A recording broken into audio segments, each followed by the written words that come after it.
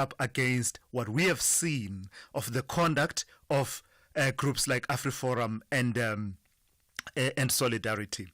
No matter how despicable you find their actions to have been, if we take a step back and take a moment and think about this as a matter that ultimately will be decided on the cold, hard facts as well as the application of the law, what do you think?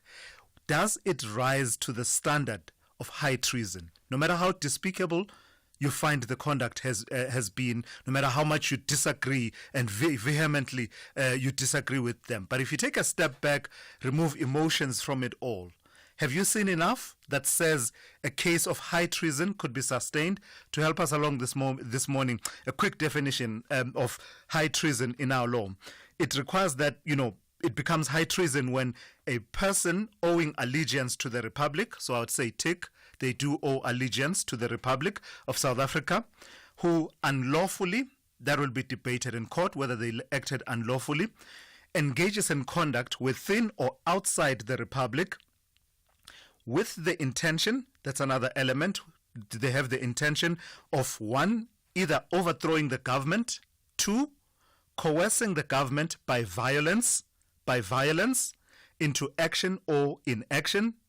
The third one, violating, threatening, or endangering the existence, independence, or security of the Republic. And lastly, or changing the constitutional structure of the Republic. I know it's a lot to take in at 11 minutes past 6, but from what I've just read, stacking up the conduct of AfriForum, your initial thoughts, can a case of treason, high treason, be sustained in your view? I'd love to hear from you. The number to dial 086 000 2032. Your WhatsApp voice notes 061 410 4107. Another issue we'll be touching on this morning. COSATU is proposing that government consider taking a year's payment holiday from its contributions to civil servants' pension funds. So the Labour Federation is advancing this as a proposal as part of its alternatives to a value-added tax increase, which the Finance Minister, Enoch Godongwana, you'll know, had proposed in his shelved budget, whose delivery was postponed about 2 weeks ago. COSATU's parliamentary officer, Matthew Parks, suggesting that the government employees' pension fund is overfunded and there is space and room for government to take a 1-year contribution holiday, possibly raising from that a savings that would amount to some 53 billion rand. Matthew Parks will be my guest at about 6:45 this morning, but I also want to know your thoughts. Could this work? Is this an avenue and a pathway that could work to raise the revenue that government is seeking to raise? I'll be suggesting to Matthew Parks when I speak to him that this would be a hard sell, as his federation's members, as far as I know them, the little that I know of them, that they don't easily yield to any suggestions that tamper with their employment benefits. Could government taking a contribution holiday from their contributions to the pension funds of civil servants work? Is this a proposal that organizations like COSATU could sell successfully to their members? Your thoughts as well. Do share those with me. I'd love to hear from you. But as I said, I'll be suggesting to Matthew Parks that this will be a hard sell. It is, of course, one of many proposals that they have that we will discuss with Matthew Parks when I do speak to him at about 6:45 this morning. And then the last one. Who would have thunk Johannesburg, right?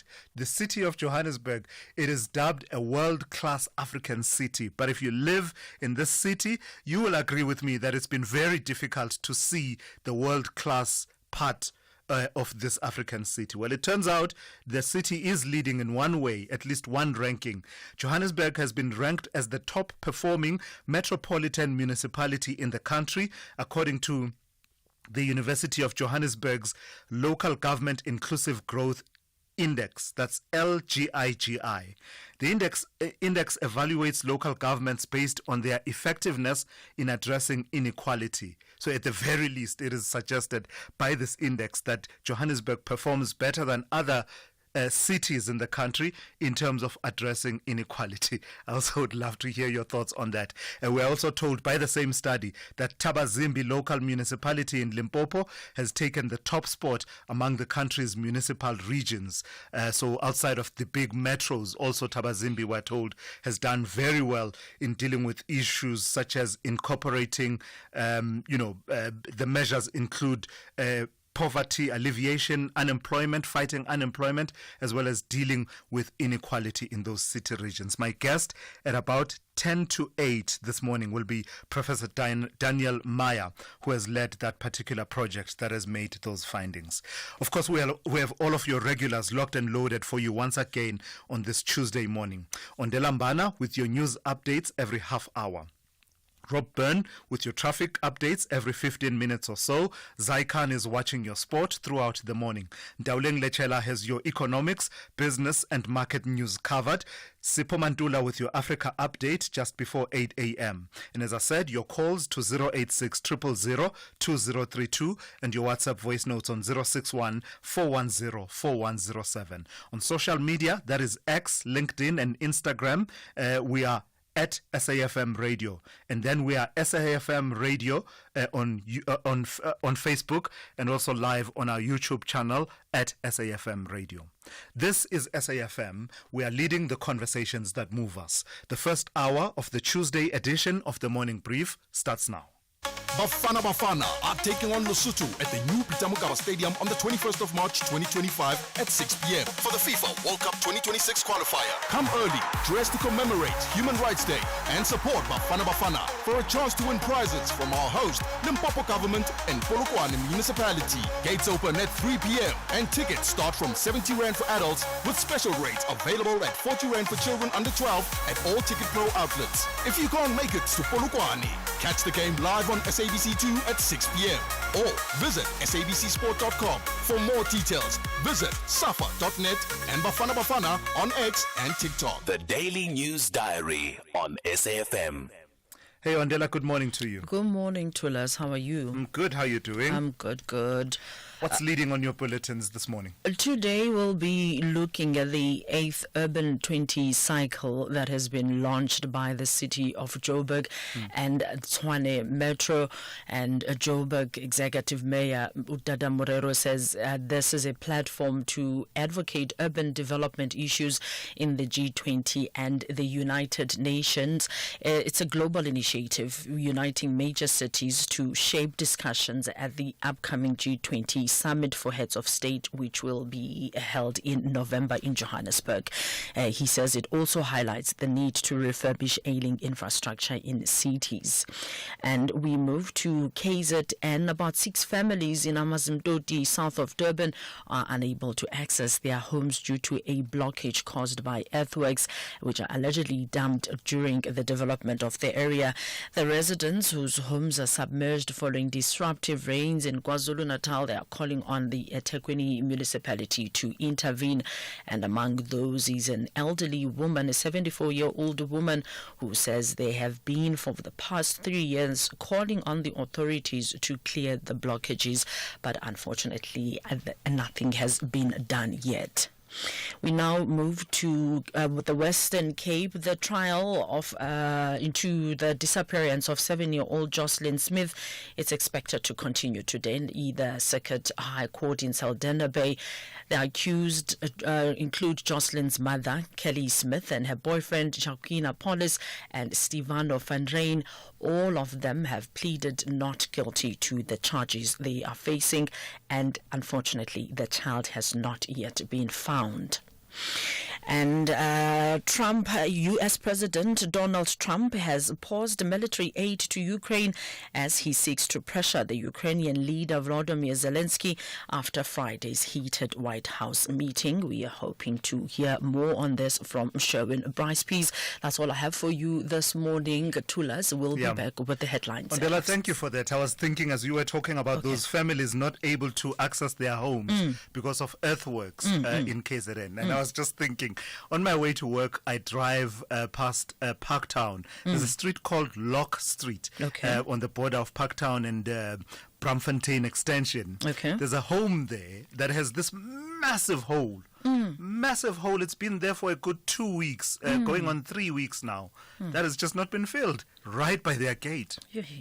It's really, really sad to listen to think that also here in Joburg we've been having rain for the past, 2-3 days? Yeah, I mean, for quite some time. Thank you for that. Ondela, we'll talk to you a bit later. That's Ondela Mbana there. She'll keep you updated with the news every half hour here on the Morning Brief.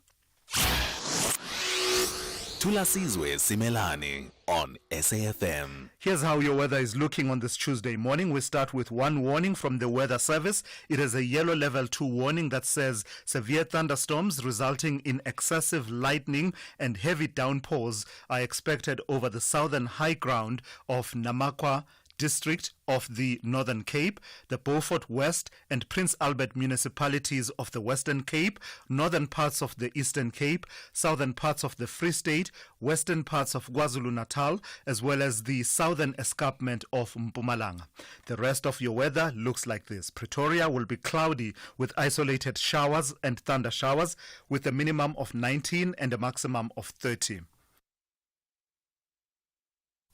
Johannesburg will be cloudy with isolated showers and thunder showers, 17 to 28. Mbombela will be cloudy with isolated showers and thunder showers, 17 to 31.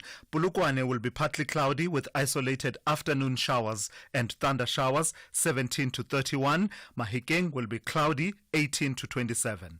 Bloemfontein will be cloudy with isolated showers and thunder showers, 17 to 28. Kimberley, partly cloudy with isolated showers and thunder showers, 19 to 31. Uppington will be partly cloudy with isolated showers and thunder showers, 24 to 34. Cape Town will be cloudy with morning fog, 16 to 25. George will be partly cloudy with isolated showers and thunder showers from the afternoon, 18 to 27. Gqeberha will be partly cloudy with isolated showers and thunder showers, 21 to 26. East London will be partly cloudy with isolated showers and thunder showers in the afternoon, 22 to 28. Durban will be partly cloudy with morning fog with isolated showers and thunder showers in the afternoon, 23 to 29. Richards Bay will be partly cloudy with isolated afternoon showers and thunder showers, 23 to 32. And finally, Pietermaritzburg will have morning fog patches, otherwise partly cloudy with isolated showers and thunder showers, 17 to 29. S3 and Lorna Maseko are adding flavor to your Wednesday evenings. Lorna invites you on a journey of discovering new ways of transforming South African pantry staples into delectable and budget-friendly meals.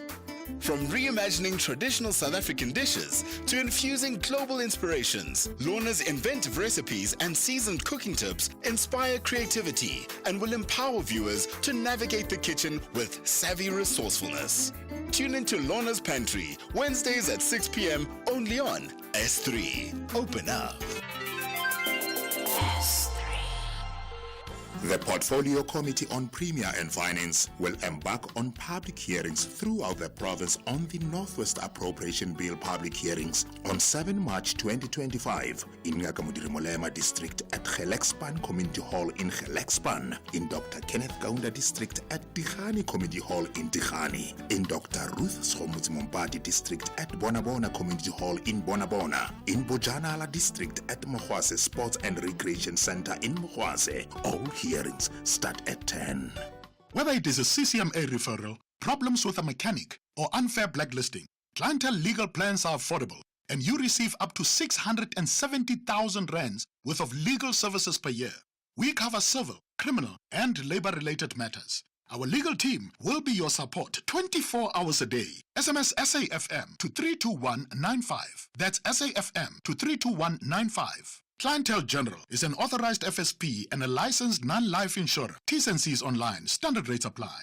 Jazz lovers, the wait is over. Africa's grandest gathering returns on the 25th to the 26th of April at the Cape Town International Convention Center. Experience 2 nights of soul-stirring jazz, electrifying collaborations, and over 30 world-class artists across 4 iconic stages. Don't miss this unforgettable musical experience. Get your tickets now at ticketmaster.co.za. Brought to you by Independent Media, proud media partner of the Cape Town International International Jazz Festival. The G20 Anti-Corruption Working Group technical meeting has kicked off in the Western Cape. From March 3rd to the 5th, global leaders are convening to tackle critical anti-corruption strategies. Discussions will focus on three key areas: strengthening public sector integrity, enhancing asset recovery, and promoting inclusive participation. This meeting marks a key step towards global accountability. A message by the Department of Public Service and Administration. These are the weekend shows on SAFM. Music of Africa with Sheila Ndikumana. The Jet Set Breakfast with Michelle Constant. Seasons with Khomotso KG Mweketsi. The Soundtrack of Your Life with Ernest Pillay. Weekend Soundowner Classics with Kutlwano Masote. Spotlight with Zai Khan. The Weekend with John Gerika.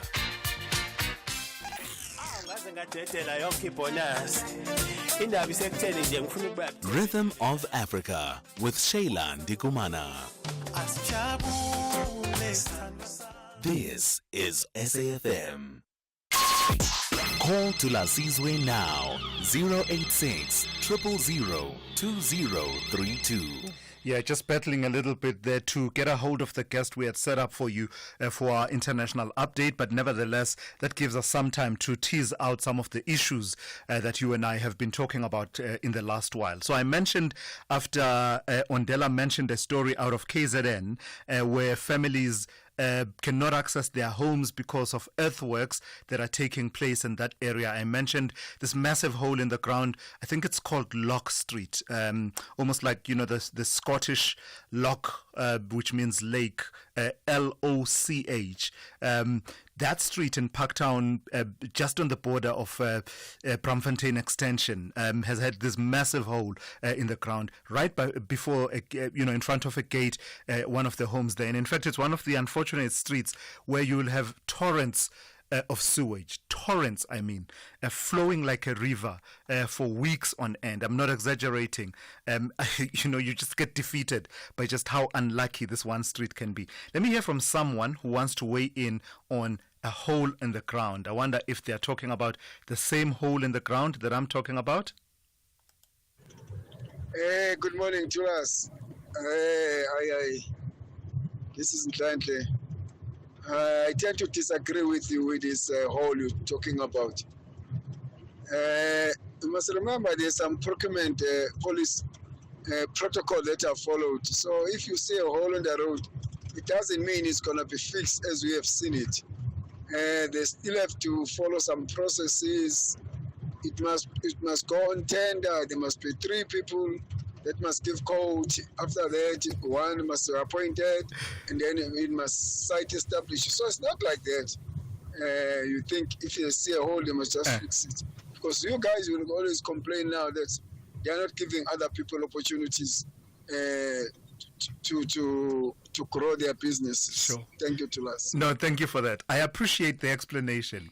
It makes sense, absolutely, that a lot of the work that is undertaken needs to be competitive. And who can argue with that? You don't just go for the first person who quotes you and says, hey, I'm ready. But I'm just wondering, this to me seems like an emergency. If it's that massive hole, firstly, it's on a public road, so a lot of people drive there. I've seen how vehicles now shift and try and squeeze onto this one lane. That for me says that's emergency. So whatever procurement you are doing, do it fast because, then there's that home that has this hole in front of the gate and goes with also the issue of the sewage spillages. And also I'm just wondering, as you are saying that, does no work whatsoever get done, internally within municipalities anymore? Is there no insourcing of This work we carry out ourselves from our department. A city like Joburg, I do imagine, has that kind of capacity. But I take the point that you are making about the work needs to be done in a competitive manner in line with our legislative and constitutional prescripts. Let me speak to Shata in George. Good morning to you, Shata. You want to talk to me about earthworks? Thulasizwe, good morning. How are you? Very well. How are you? I'm good, thank you. You know, I just got the conversation in the middle of it. Yes. Which province is this that you're talking about that people are not able to access their homes? So the one story is in KZN, and then I shared my observation here in Johannesburg, this massive hole that has been, there for a good 2 weeks now. Thulasizwe, you must come to George. Mm. You must go to Pekelsdorp. Mm. You must go to Colvin. You must go to Tembali too. It's bad. It's bad. It's bad. People are struggling. I don't know if it's people do not understand the Public Safety Management Act. I do not know, but it's bad. People are struggling in. The safety of the vehicle users is very compromised. It is bad. You do not know. It is bad. See, that's what distresses me, when there's no sense that this is a danger to the public and therefore needs to be treated as an emergency. The signage is bad. You know, people struggle to get access to their houses. There's trenches everywhere. It is horrible. I'm sorry to hear that, Shata. Thank you so much for sharing it this morning, though. Let's see if other people will weigh in with their experiences and if we can get some kind of responsiveness, as I always say. Let's check in now with Ondela Mbana with the latest news headlines. Thank you, Tulas. In the news headline, civil society organization AfriForum says it is not moved by the announcement from the Hawks head Godfrey Lebeya that they are investigating 4 cases of high treason. The cases involve organizations accused of spreading misinformation in the United States about some of South Africa's laws, including the Expropriation Act. Former International Relations Minister Naledi Pandor says there appears to be an inadequate global commitment to peace. Pandor says the global community has to find new strategies to entrench peace and security, as well as protecting the innocent.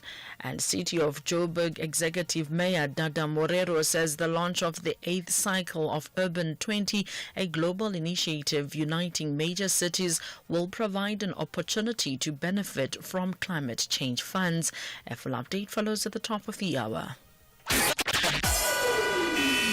SAFM, guiding you through the rush hour traffic.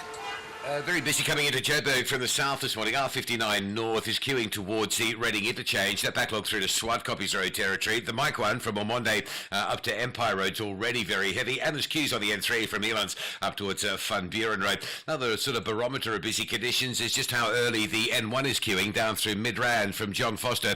Traffic all the way down to about the New Road exit. Just pure volume of traffic moving slowly and filling up the highway. Over in Durban, the R102 has been reopened between Palmview and Phoenix. It was closed earlier this morning and early hours of the morning due to burning tyres and protests, but police have got there. They've cleared that away, and the R102 has been reopened to traffic. Bit of a backlog, a little bit slower coming out of Phoenix on the Phoenix Highway than it normally would be, so there seems to be an impact there. Roadworks on the M4 at Jacobs appear to still be in place. Traffic is slow as you come off the M2 onto the M4.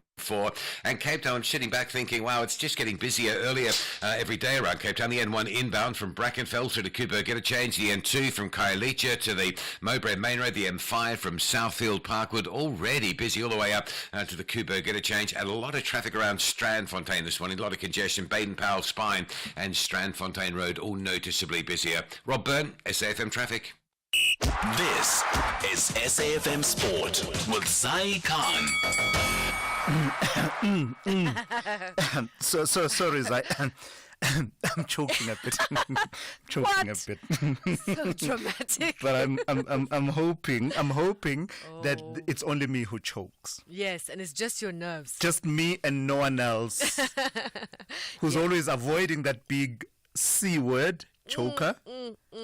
Tell me about the Proteas. Well, the Proteas say they are more relaxed. Let's just hope it's not too relaxed when the first ball is being bowled tomorrow against New Zealand in the semi-final. And you know, Tulas, no one celebrates a win harder and no one debates a loss longer than a Proteas fan. And you just preempted something there, but we hope you're wrong. That's when I know I'm wrong. Oh, no, don't worry about it. There's none of that this time around. Yes, please. That's why we are hoping that Heinrich Klaassen, together with Temba Bavuma and the team, Aidan Markram, Tony DeZorzi, who are all recovering from illness and injury, will be fit. And this means that the Proteas will take on New Zealand tomorrow. It's the playoffs in the last two ICC tournaments. SA's big hitters are hoping to go one step further this time. The Proteas are also relieved to be playing in familiar conditions in Pakistan rather than facing India in Dubai. Let's go to rugby. A healthy contingent of returning stars and a favourable run of games has the Stormers chief John Dobson excited about the business end of their URC campaign. The Cape outfit, they snapped a 3-match losing streak with a 1916 win over the Bulls at Loftus. Yet despite the result, they dropped 2 spots on the log, sitting in 12th place, level with 4 other teams on 28 points. On to soccer, SABC Sport can confirm that Morocco Swallows will appeal the order forcing the club to pay midfielder Andile Jali an amount of 888,000 rand. The ruling, which the public broadcaster has seen, first rejected the player's combined damages claim of 5.7 million rand for unfair dismissal a year ago when the Dube Birds were sold and renamed as Marumo Gallants. Jali, through his attorney, approached the Premier Soccer League's dispute resolution chamber to recover the money owed to him as a result of a breach of contract. In the meantime, former Bafana striker Benny McCarthy unveiled as the new head coach of Kenya. The move comes after his departure for Man United at the end of last season, where he served as first-team coach, specializing in strikers under former boss Eric Ten Hag. An action yesterday saw Matt Sells, the hero, at the City Ground, where Nottingham Forest beat Ipswich Town 5-4 on penalties after a 1-1 draw to reach the quarterfinals of the FA Cup. And we also have tennis action. Spaniard Carlos Alcaraz, the hot favourite to complete a rare Indian Wells three-peat, while Poland's Iga Świątek will look to become the only woman to win the tournament 3 times when the main draw gets underway in the California desert. That's later tomorrow. And finally, boxing. Former IBO flyweight world champion Jackson Chauke has tipped the newly crowned champion Ricardo Malajika for stardom in the boxing world. Chauke was dethroned by Malajika in the second round of their title fight at Empress Palace in Kempton Park. Got no excuse. I give him credit. He's worked hard also.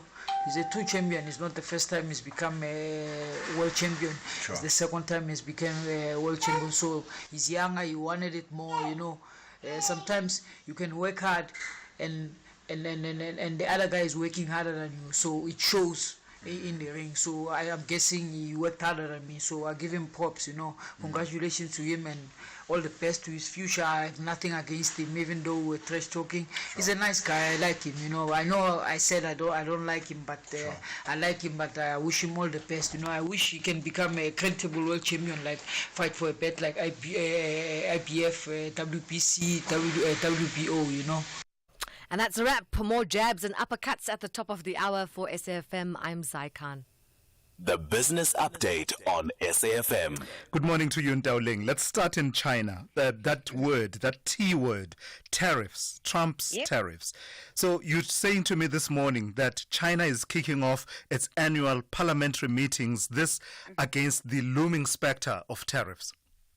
That's right, Thulasizwe. At this parliamentary meeting, China's leadership is set to unveil economic measures aimed at achieving a 5% growth target. Of course, this move comes amid looming tariff threats from the U.S., with President Donald Trump planning to double tariffs on Chinese imports to 20%. The parliamentary gathering, known as the 2 Sessions, will bring together thousands of delegates from across China. The event will start with the opening meeting of the Chinese People's Political Consultative Conference, followed by the National People's Congress meeting on Wednesday.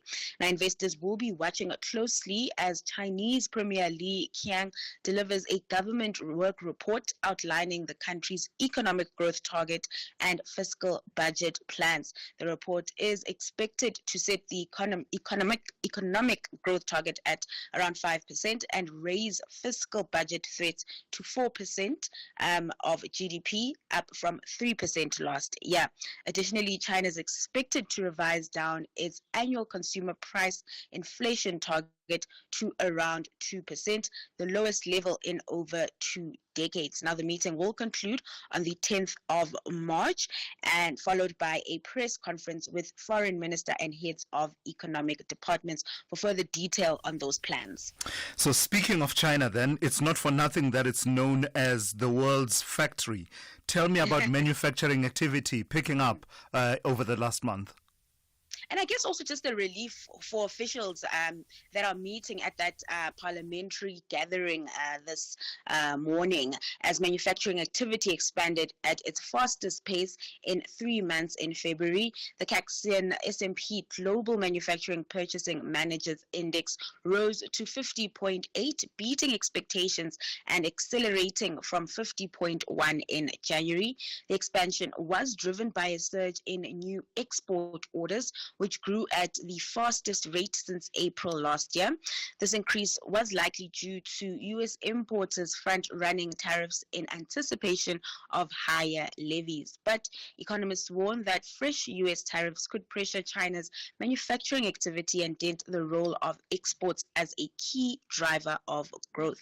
Now, despite the expansion, China's manufacturing sector still faces challenges, including downbeat domestic consumption and output prices under pressure. Costs for raw materials such as copper and chemical products have also edged higher.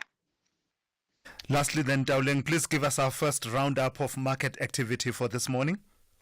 So sentiment has turned sour as U.S. stocks tumbled after investors braced for President Donald Trump's proposed tariffs on Canada and Mexico to go into effect by midnight.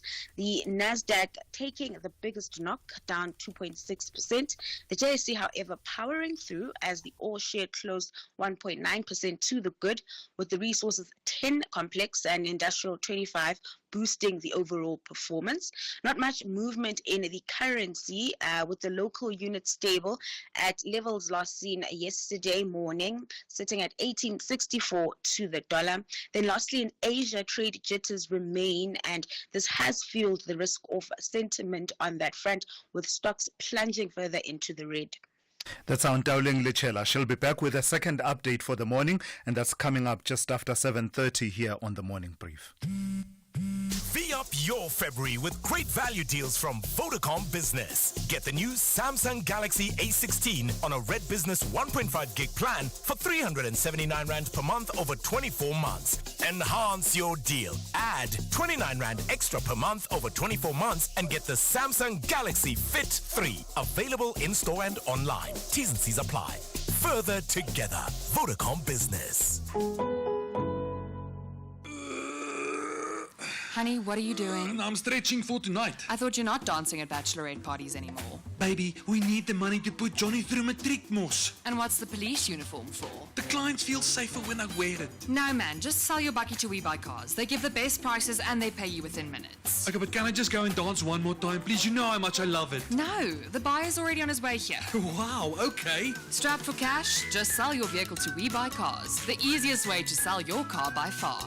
Hey neighbor, what happened to you last night? We were vibing watching the game and then our team scored and the next thing you were gone. Askies, I missed the goal. You know, just before our team scored, Eskom came and then our electricity was disconnected. Yo, so much drama. What happened? We got a fine for buying electricity tokens from an illegal vendor. And then your fancy orange jumpsuit? Oh, just in case I get arrested for not paying the fine, Pela. Ungathatha chance. Buy your electricity legally. Stop buying electricity from illegal vendors and tampering with electricity meters. Big stories of the day. Hashtag the Morning Brief.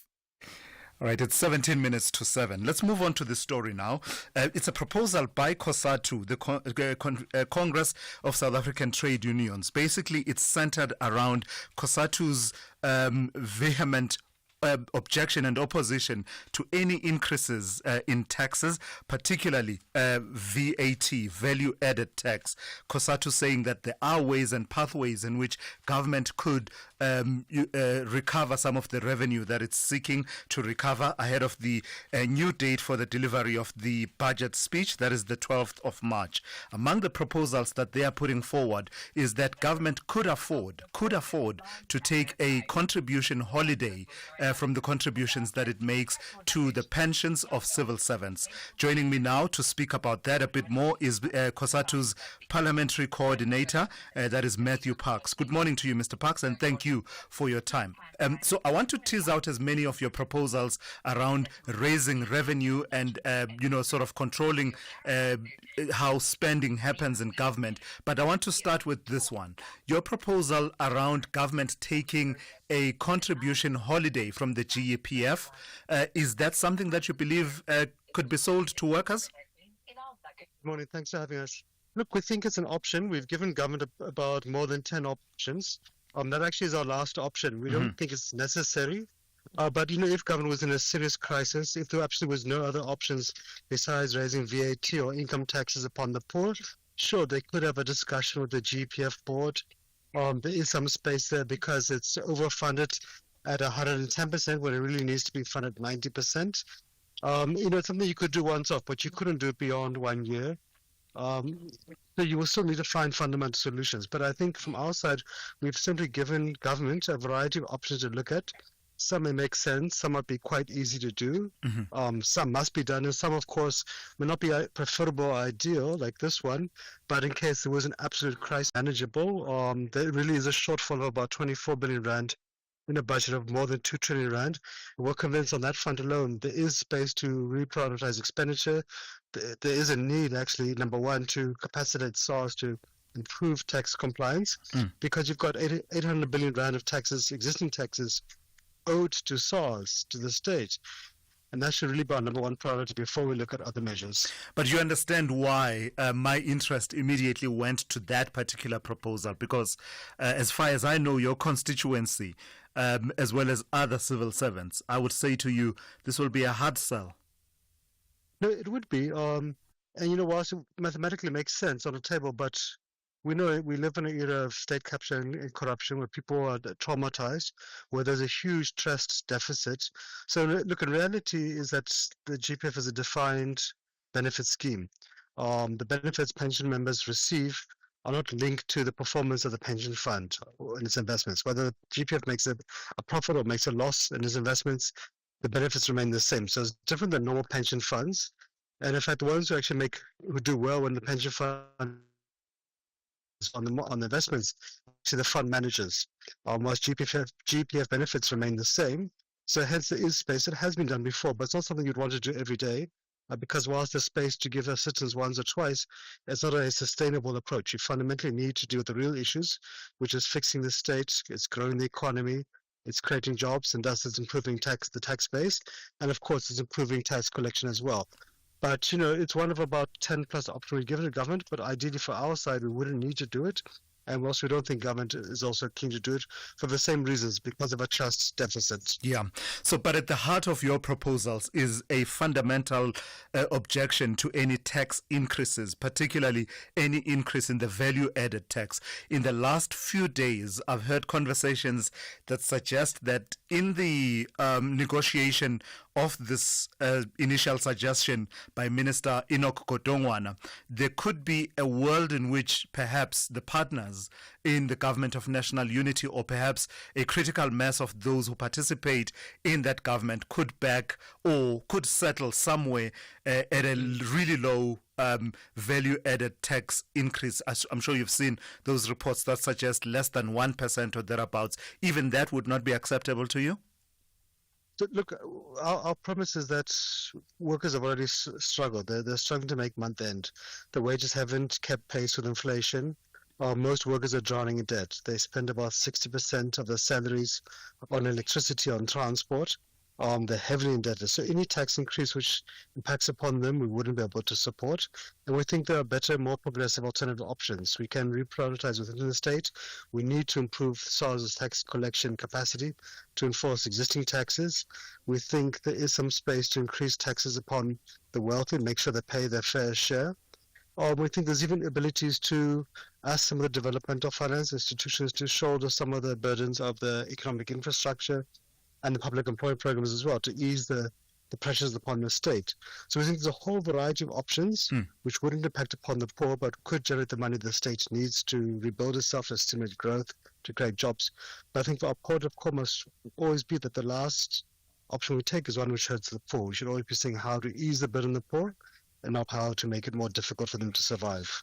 Just lastly, Mr. Parks, I'm anticipating and preempting someone calling in an hour from now, and we're debating this. Someone saying your proposal, that is your least, in terms of your ranking. That is the last option if push comes to shove. The payment contribution, the contribution holiday that you say government could take from the contributions it makes to civil servants' pension funds. I'm anticipating someone might come and say this shows just how out of touch you are as a federation with the workers you represent. What would you say to someone who says that? So look, we all need South Africa to work. We all need the economy to grow. We need a well-functioning, capacitated state. So we have to look at how we can assist the state and how we can do so in a manner which doesn't hurt the poor. So hence we put on the table a variety of options for government to look at, and some may be practical, some may not be practical, some may not be ideal in a normal scenario. Ultimately, we have to look at assess each one, but what we need to do is to avoid extremes. We need to avoid going back to austerity budgets, which decapacitate the state, which basically collapsed frontline public services that workers depend upon. We need to make sure we capacitate the state to deliver those services to society, to make sure that we can invest and stimulate the economy, to create jobs, to reduce unemployment. So I think for us, that's what the approach we've got to do, and also to avoid tax increases which really hurt the poor. So I don't think that's out of touch with workers. I think that's actually saying, let's assist the state and find solutions which don't hurt workers. All right, I've got to thank you for your time this morning. That's Matthew Parks. He's the Parliamentary Coordinator of the Congress of South African Trade Unions. That's COSATU. SAFM, guiding you through the rush hour traffic. Couple of very heavy delays already across Gauteng. The R59 North has a crash just before the Reading interchange. That's a queue back through Michelle and back towards Swartkoppies Road. If you're in from the Vaal, you will sit there for a time. Breakdown just after Atlas Road on the N12, so from Benoni through Boksburg, direction Joburg. That section of the highway is really badly backed up, and no gaps on the Mampati Highway. Good barometer of just how busy it is this morning from Theo Martins all the way down very, very slowly until you get into Eskia and Pathlali. Leaving Durban, a stationary vehicle at Cliffdale. It's the first of today's breakdown, so already starting to backlog through Key Ridge and back towards Shongweni. The roadworks on the M4 at Jacobs not having a major impact this morning, although there is a little bit of a slowdown there. And just up the road a bit, a crash on the M7 at South Coast Road causing some delays. Also a crash on your way to the airport just before Sibaya, so after Gateway that all gets very busy. Cape Town, the M1 inbound from the R300 through to Kubo, Interchange is heavy. A lot of traffic on the M3 this morning, backlogging almost as far as Takai, going up towards the Paradise Road. That's a lot heavier than normal, and pressure all over Strandfontein. Routes like Spine Road and particularly Baden-Powell Drive coming from Mitchell's Plain through Strandfontein towards Coastal Park are very busy. Rob Byrne, SAFM Traffic. Fizzy drinks and fruit juices can make our children sick. Sugar is dumped into their bodies with every sip, which could lead to obesity, heart disease, and diabetes as they age. We must protect them from drinks high in sugar. Demand a stricter health promotion levy now. Sign the petition on heala.org. That's HEALA.org. This is a story of Vodacom's impact. I didn't know anything about computer. I learned a computer after I passed my matric, and Vodacom is doing an excellent job in the youth of South Africa. This is why we do it. Over 1,800 Youth Academy students trained, with 250 placed in ICT coordinator roles at our schools of excellence. That's why we're the #1 CSI contributor for 8 years running. See more at now.vodacom.coza. Further together, Vodacom. This is Thulasizwe Simelane on the Morning Brief. 7 minutes to 7. The Cape Flats Safety Forum has once again called for the deployment of soldiers to assist in tackling the ongoing gang and gun violence in the Western Cape. This is despite the Provincial Police Commissioner's opposition to the idea. Commissioner Thembisile Phathekile is adamant that there is no immediate need for military intervention, asserting that the police are in control of the situation. Let's speak now to the forum's Albie Isaacs, who joins me now. Good morning to you, and thank you for your time. What has led you to reach the point where you've decided and concluded that the only solution to the gang violence in the Cape Flats is the deployment of soldiers on the ground? Stack that against the statistics that recently came out that show a decrease in murder and attempted murder cases in the province. Good morning to you and your listeners. First and foremost, we are not statisticians. As ordinary citizens, we are not statisticians. Hence, our call as the Cape Flats Safety Forum has not been for the last month.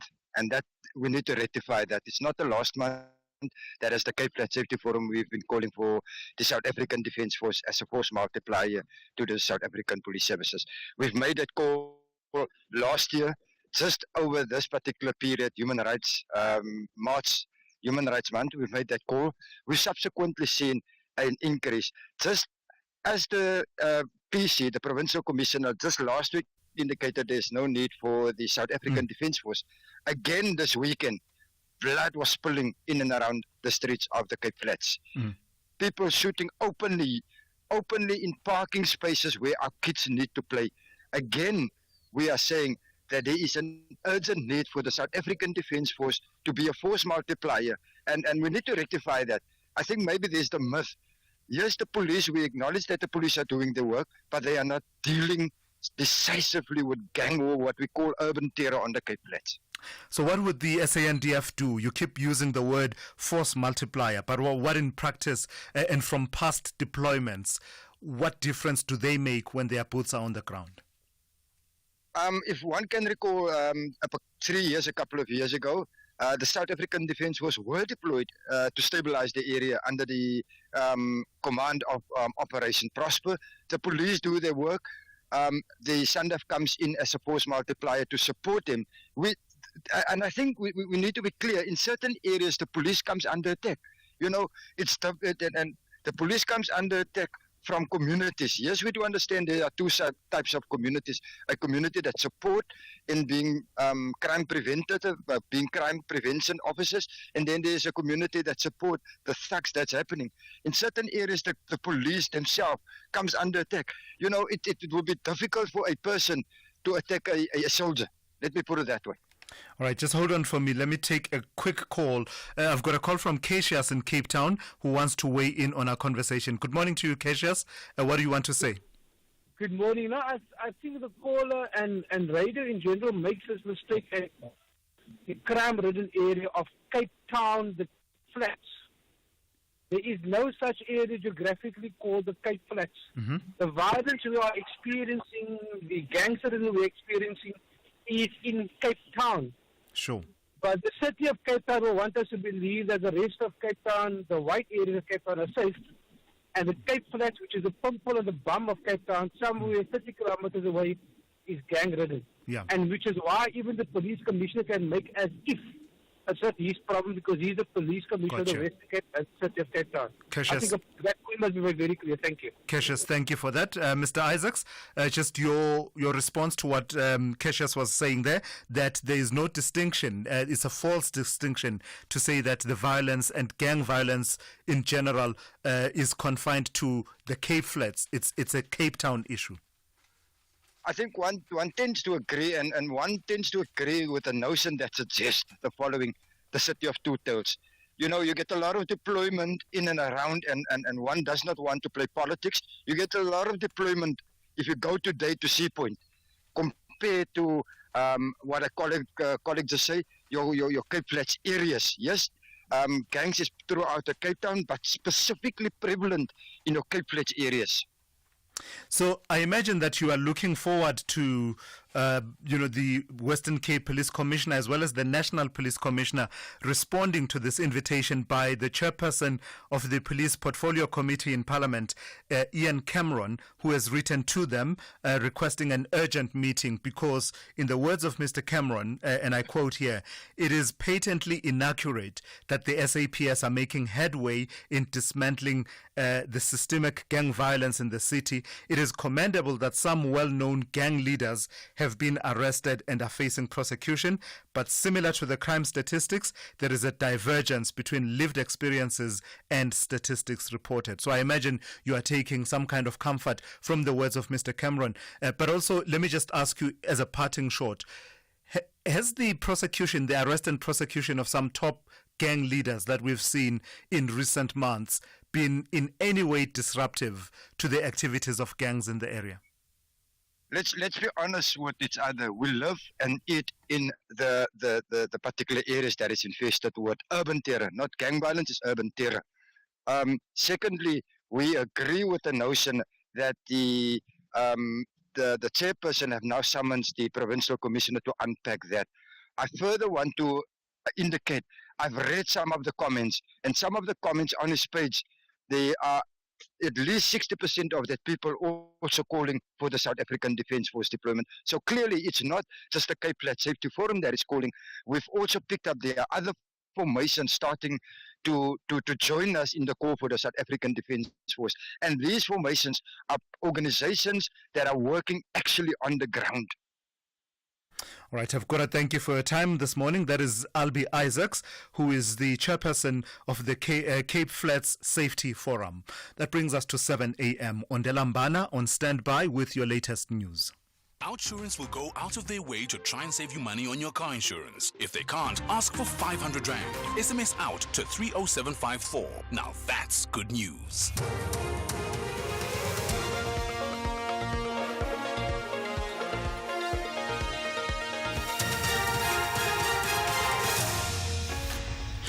Thank you, Tula's top stories at 7. Western Cape motorist called on to exercise responsibility, and AfriForum reacts to Hawk's announcement on high treason cases.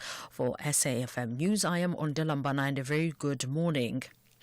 Western Cape traffic authorities are calling on motorists to exercise vigilance and responsibility. This comes after 2 fatal road crashes yesterday.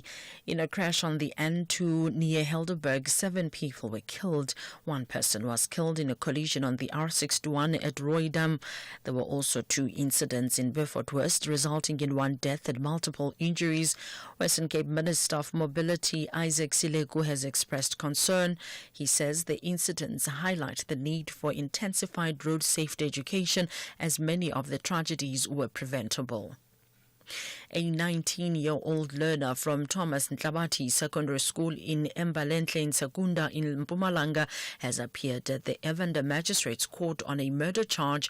It is alleged that the learner stabbed another learner, Kelvin Matiketla, with a knife last Thursday. Provincial Police spokesperson Donald Mdluli says the matter has been postponed to next Monday for further police investigation. Innocent Sopoli, age 19, appeared at Evander Magistrate Court today, and during his appearance, the matter was postponed to next week, Monday, 10 March, for further investigation.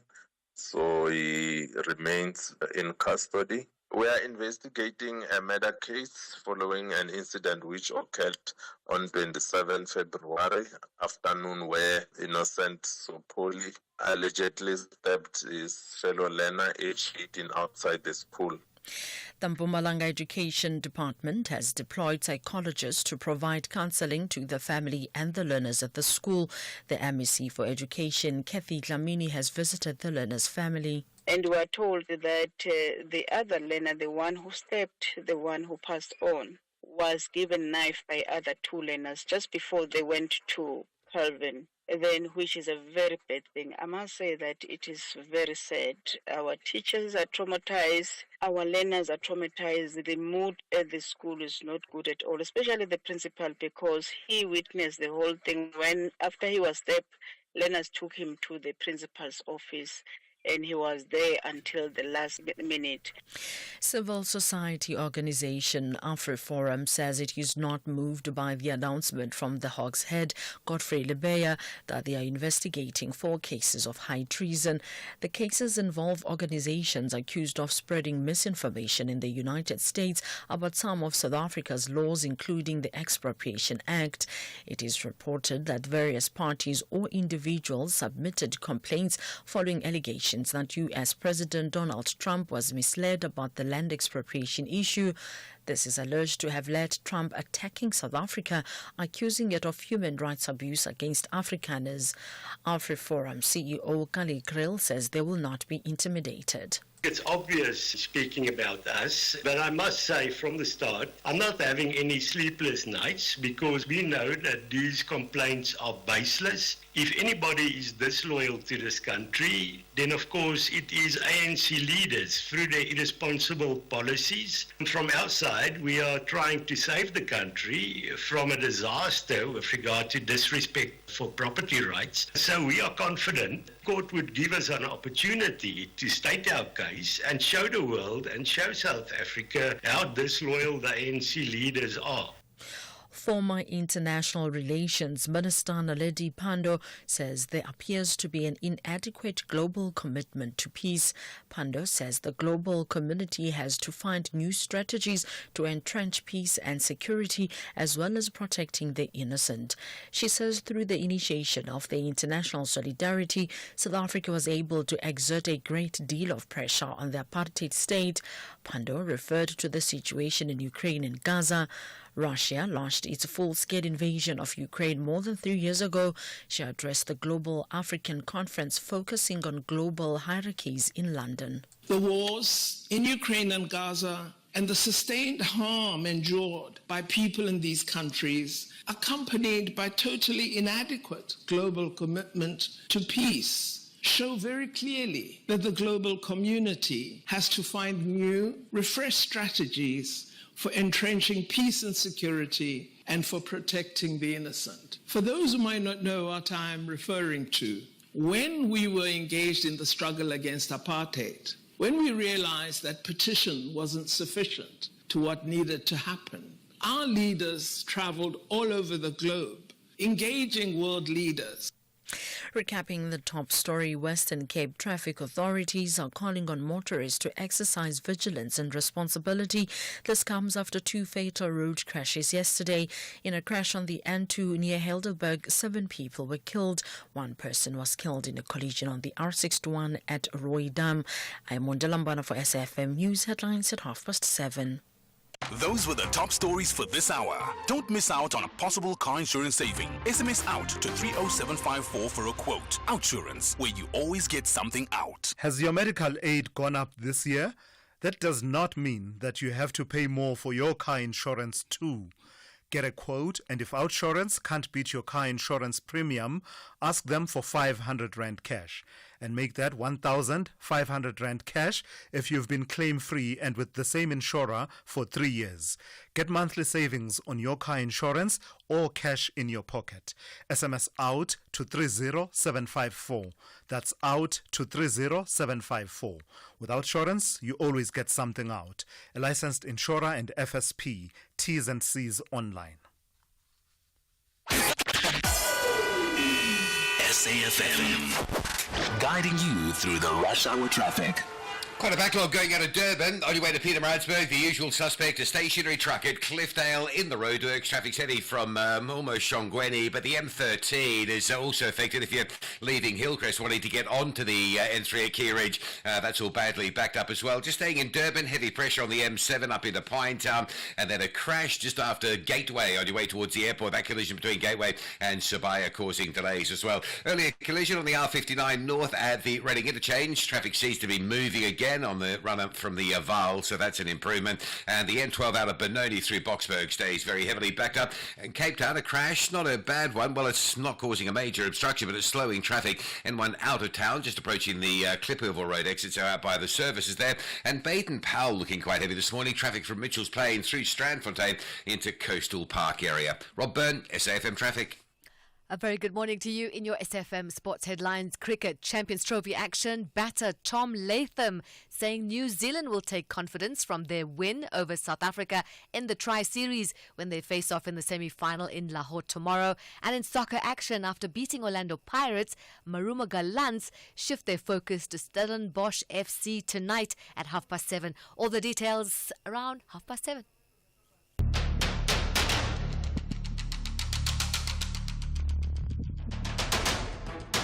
The Morning Brief with Thulasizwe Simelane. Weekdays, Monday to Friday, 6 to 9 a.m. The Morning Brief with Thulasizwe Simelane. Weekdays, Monday to Friday, 6 to 9 a.m. 9 minutes after 7. Hey, good morning, folks. We are into the second hour of the morning brief here on SAFM. I'm Thulasizwe Simelane. It's good to be in your company. Let me tell you what's coming up on the show over this hour. As we told you earlier on, the Hawks have confirmed the launch of 4 high treason investigations against groupings and individuals that they are not naming at this stage, but are believed and understood to be AfriForum, Solidarity, and their leaders. The cases, as you'll know, stem from allegations that the organizations spread misleading information in centers such as the United States about South Africa's Expropriation Act, as well as other policies, domestic policies. But the leaders of the organizations say they are not losing any sleep over the investigations being undertaken by the Hawks. Dr. Llewellyn Kerr-Lewis of the University of Pretoria will be unpacking the legalities involved with me in the next few minutes, so stay tuned for that.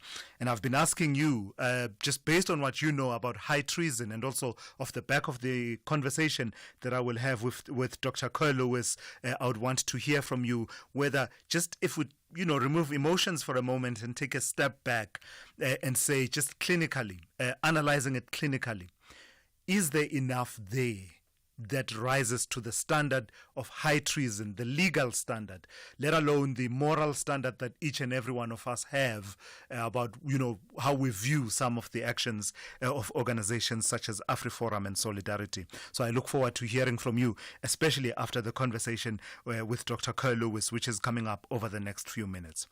Then I'll tell you this story. The deadline for the registration of spaza shops and other food handling businesses and ensuring their compliance with safe handling of food has come and gone, and now government is reflecting on what came out of that exercise, as well as looking to bolster small businesses, especially in the townships and rural areas, with a 500 million rand stimulus fund. So I'll be talking to the Gauteng MEC for Economic Development and Finance, that's Lebogang Maile, who will join me in the next few minutes as well, just to reflect on that process and how it's likely to play out in the province of Gauteng, given what has come out from the registration process. Through it all, I welcome your calls. Give me a call. The number to dial is 086 000 2032. I'll take your WhatsApp voice notes. Please send those to 061 410 4107. This is SAFM. We are leading the conversations that move us. The second hour of the Tuesday edition of the Morning Brief starts now. Fly Safe's School Booster is back and ready to help SA's future stars fly, giving away 10 return flights to 10 lucky schools. So whether it's scoring tries or shining on stage, we're helping learners chase their dreams while making memories along the way. To enter, visit flysafair.co.za. Tell us how this prize will boost your school and you could be heading for success. Entries close 27 March. Fly Safair, for the love of flying. T's and C's apply. Africa. SABC Sport is searching for talented football commentators. Are you knowledgeable and passionate about football commentary? Are you a great storyteller of the beautiful game? That's why they're very good in controlling the ball and keeping it in minutes. Submit a 2-minute commentary clip in your South African language of choice to commentator at sabcsport.co.za. Also email your full name, surname and contact details.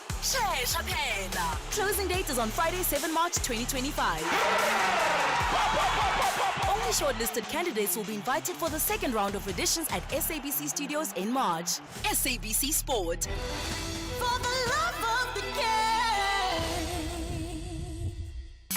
You are listening to the Morning Brief with Thulasizwe Simelane. It's just gone 13 minutes after 7 on this Tuesday. Let's move on to this story.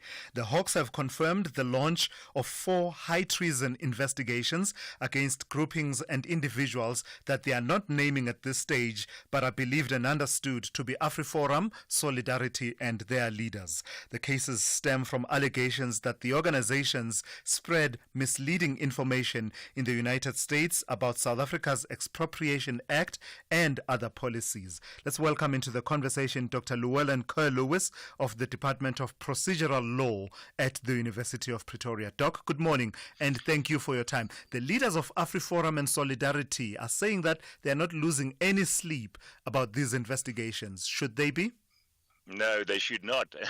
In actual fact, I was also surprised when I was informed that the Hawks are actually investigating this the so-called treason issue. If only the Hawks invested so much time and effort into state capture cases where there are actually crimes committed, then we will all be on a better place. That being said, one must remember that high treason is a crime against the state and can only be prosecuted in the High Court, no other court. So it's a serious offence. From there, the jurisdictional limitations set by our courtrooms. It is obviously a common law crime. And there are various definitions of the crime. One regularly used, maybe just for your listeners' sake, is that a person commits high treason if owing allegiance to the Republic of South Africa, and then also unlawfully engages in conduct within or outside the country where there's an overthrowing intent. And obviously, sometimes also coercing the government into a violence state of some sort. So, in short, it is not possible to name and mention all the possible acts that will constitute the crime of treason, but the key element is allegiance. So, however innocent an act may, on face value, look, the ultimate question is whether there are some kind of a hostile intent. If not, well, then there's no treason at all. So would the case, and we're very far off from any kind of trial playing itself out, that's if we will even get there, but would a case, if it does get there, hinge and turn on the question of intent?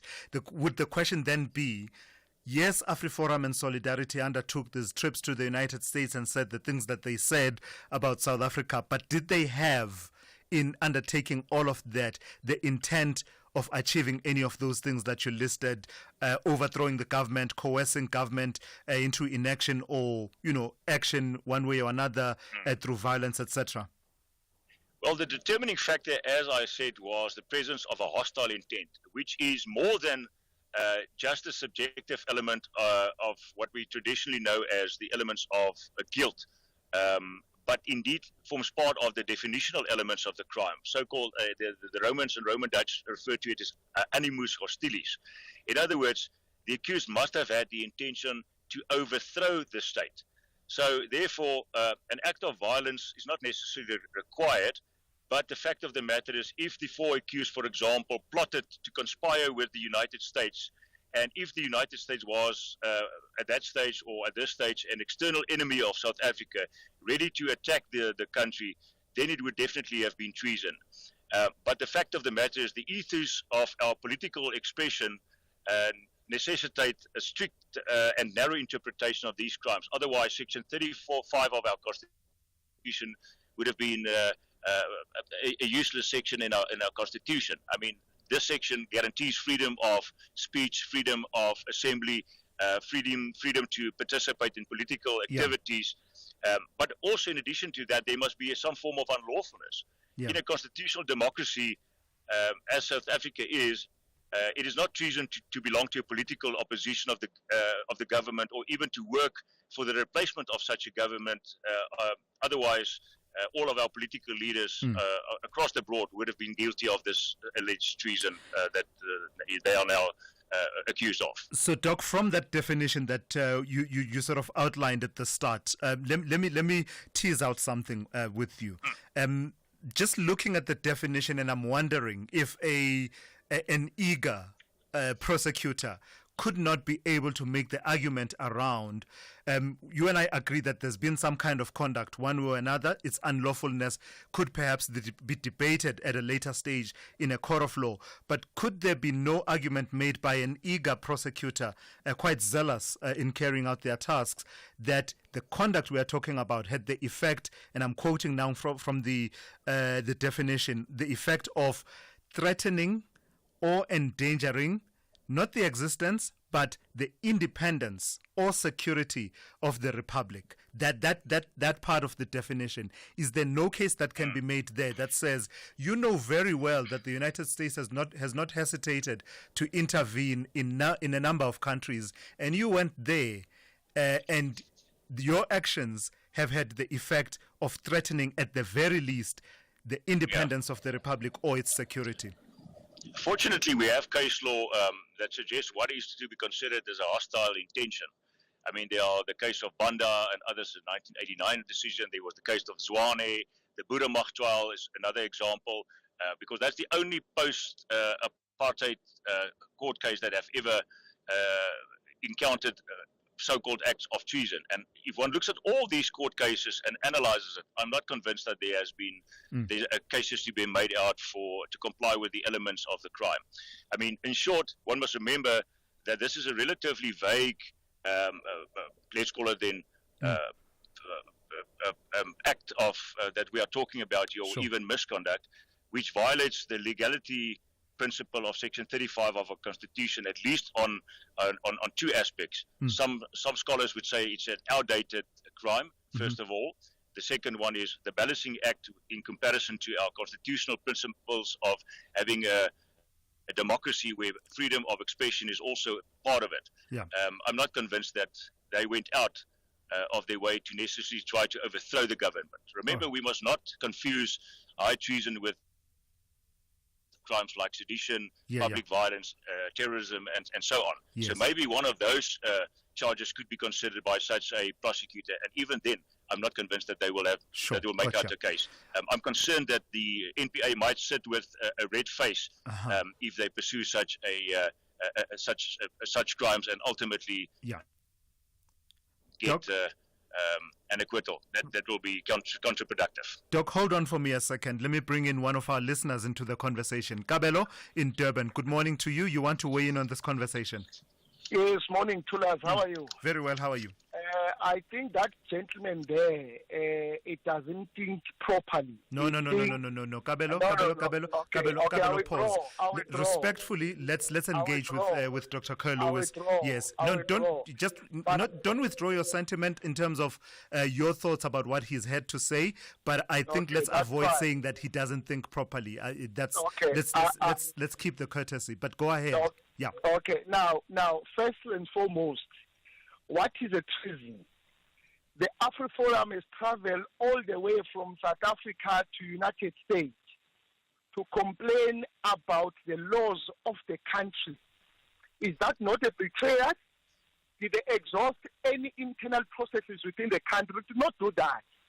Now, I'm surprised if the doctor does not see the wrongdoing of the AfriForum to go and say, what if the AfriForum went there and told us, let us demand what was discussed on that meeting. Yeah. What if the AfriForum has discussed, we know that how did they came in our country. Gotcha. They moved our black people and took their land forcefully. What if they are planning to do it again, as they said, make South Africa great again? Gotcha. Now, what if Thulas tomorrow I go to Russia or I go to Burkina Faso and say, can you come and assist me to remove these white racist people from our land so that our people, they can enjoy their land without these racist people that they came from Netherlands? Kabelo, let's leave it there. Dr. Kerr Lewis, a lot said there. Your response? Yes, I want to respond there. Well, I can understand the sentiments of the public of South Africa and its people, but one must understand that a moral betrayal or alleged moral betrayal does not constitute high treason. There's a huge difference. I mean, high treason is a crime that there are certain elements to be complied with. And like I said, that have not been complied with. So please do understand that there's a huge difference between morality, moral issues, so-called betrayal, and then the crime that the Hawks currently investigate. Absolutely. The two must not be confused. All right. Thank you for your time this morning. Dr. Llewellyn Kerr-Lewis of the Department of Procedural Law at the University of Pretoria. Whether it is a CCMA referral, problems with a mechanic, or unfair blacklisting, Clientele legal plans are affordable, and you receive up to 670,000 rands worth of legal services per year. We cover civil, criminal, and labor-related matters. Our legal team will be your support 24 hours a day. SMS SAFM to 32195. That's SAFM to 32195. Clientele General is an authorized FSP and a licensed non-life insurer. T's and C's online. Standard rates apply. Big stories of the day. Hashtag the morning brief. All right, at 23 minutes past 7, let's move on to this story. Small Business Development Minister Stella Ndabeni-Abrahams has unveiled a major plan to support spaza shops and food handling outlets across the country. The initiative comes in response to recent food poisoning incidents that highlighted the urgent need for stricter regulations and improved safety standards. As part of the effort, government will roll out a 500 million rand stimulus fund set to be implemented within 2 weeks to strengthen and regulate the industry. Let's speak now to the Gauteng MEC for Economic Development and Finance, Lebogang Maile. Good morning to you, MEC, and thank you for your time. So you've undertaken this massive task to register as many of these spaza shops and food handling businesses as possible. What picture emerges for you around the dynamics of the spaza shop sector, the small-scale shops that sell food to the public, particularly in the townships, that is likely to inform your policies going forward? What have you gleaned from this exercise? Good morning and thanks for having us. I think firstly, you will appreciate that this is the first massive registration that has been undertaken by the government since 1994.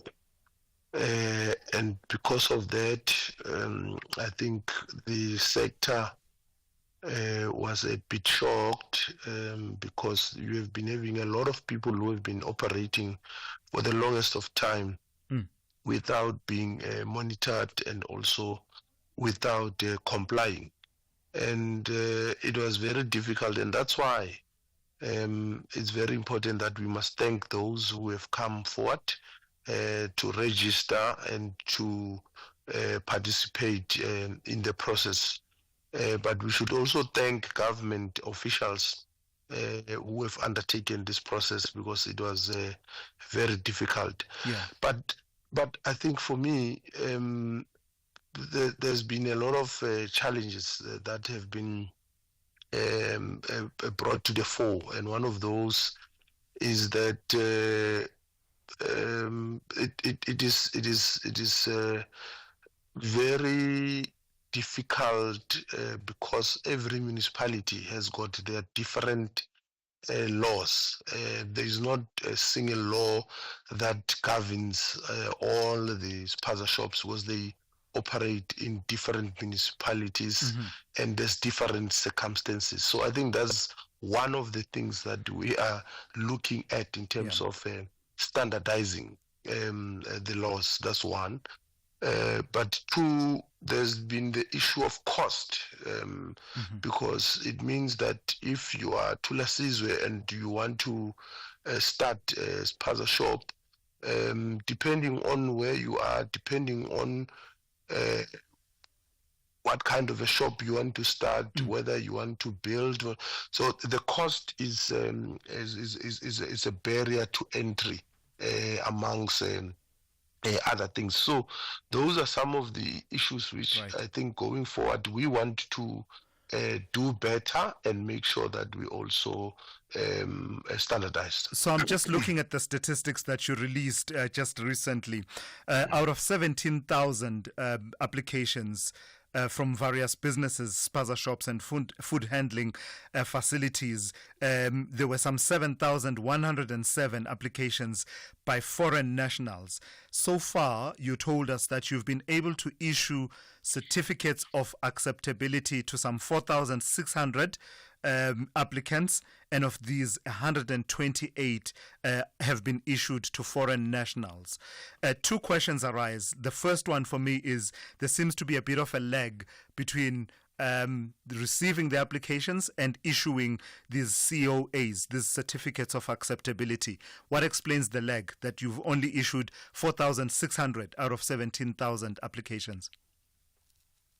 Well, as I've said, that every municipality administers their process.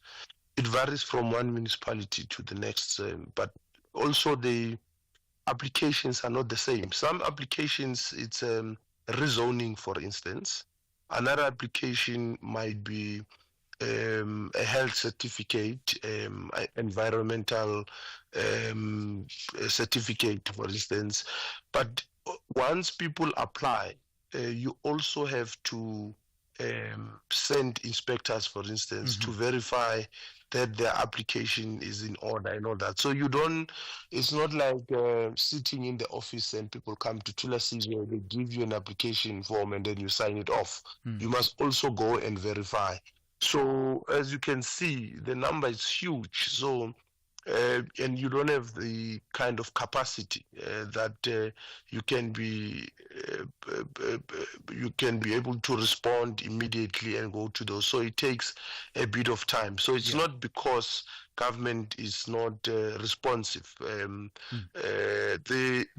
process was massive. It was huge, and it will take a bit of time for government to go to all those people who have applied, because you can't just give people certificates without verifying that indeed their applications are in line with the laws. The second part of my question has to do with the number of applications by foreign nationals that have been approved and those certificates of acceptability issued.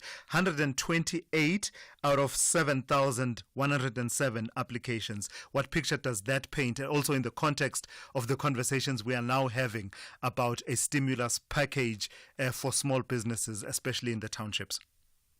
Well, the stimulus package we are clear, it's just for South Africans, not foreign nationals. We are clear on that because we want to help South Africans.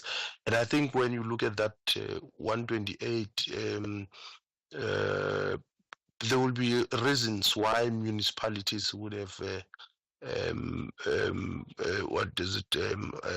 approved them, and perhaps some of them are refugees and all that. But the stimulus package is definitely for South Africans, because we want to bring them on par, and we want to make sure that a lot of them, in fact, if you were to ask me going forward, I think we must just introduce a law that says businesses like spaza shops must just be for South Africans, because this does not require any complicated skill and all that. I don't think we've got any problem working with the foreign nationals that are bringing rare skills that can help the economy and all that. But a business like a spaza shop, we must just be clear, and once we take that decision, it's not like we will be xenophobic or anything. I mean, in other countries they do the same. Thank you. MEC, I've got to thank you for your time. That's MEC of Economic Development and Finance in Gauteng,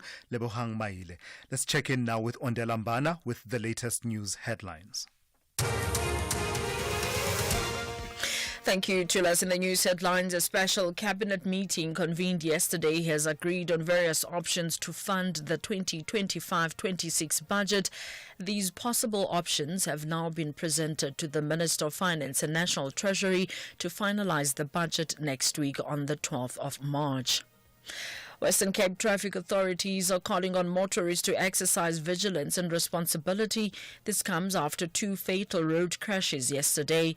In a crash on the N2 near Heidelberg, 7 people were killed. 1 person was killed in a collision on the R61 at Roy Dam. And former International Relations Minister Naledi Pandor says there appears to be an inadequate global commitment to peace. Pandor says the global community has to find new strategies to entrench peace and security, as well as protecting the innocent. A full update follows at the top of the hour. SAFM, guiding you through the rush hour traffic. A lot of complaints coming in around the four-ways traffic situation, and it's not surprising. You've got traffic lights out at 3 really big consecutive junctions, and these are just 3 of multiple lights that are down at four-ways and have been down for absolutely ever. Winnie Mandela at Leslie, Winnie Mandela at the N1, and Winnie Mandela at Sloane Street. All of those lights are off. There are policemen on duty, but the volume is just so significant. They never really manage to sort of improve that area like they do with other areas. So Winnie Mandela out of four-ways towards Bryce are very heavy. The M1 north and south heavy to try and get off and get into that Winnie Mandela traffic clog up as well. Really bad situation that. Vic Coppin Road up by Douglas Drive, a crash there if you're coming from north riding to four-ways. That's all very slow going. The M12 and R24 routes into Galulis remain busy as well. Queues from their respective Edenvale exits, and the M12 leaving Benoni through Boxburg stays heavy from Snake Road through Atlas to about Rondebolt Road before you're out of that one. Durban, on your way to Pietermaritzburg, the usual truck breakdown, probably the first of a few again today at Cliffdale. Very heavy from Shongweni. Just make sure you got plenty of time, or check before you travel and put yourself on that old road to avoid it. Crash before Sabaya, causing a delay on your way to the airport. The M4 North being held by a crash coming off the highway on the M7 South Coast Road junction. That whole part of Durban is very, very heavily backed up. At Cape Town, R300, we're back to queues there. Delft up towards Van Riebeeck Road. And Jan Smuts is a big standout this morning from sort of Hanover Park area up through Athlone. Jan Smuts really heavy up towards the Klipfontein Road junction. There is a crash on Klipfontein at Sabran Park, which is causing some additional pressures in that area. Rob Byrne, SAFM Traffic. This is SAFM Sport with Zai Khan. Good morning to you once again, Zai. So it's all going down in Lahore tomorrow. And New Zealand seems to be looking back instead of looking forward. They're looking for to their recent past for inspiration, are they? Exactly. I mean, that's what they're saying. They beat us in the Tri-Series. But guess what? This is a completely different beast. Here, the winner takes all. So it's nothing to do with history. It's all about form. And apparently the Proteas are red hot, according to him. So let's hope we can cool the Kiwis down. That's in Lahore tomorrow.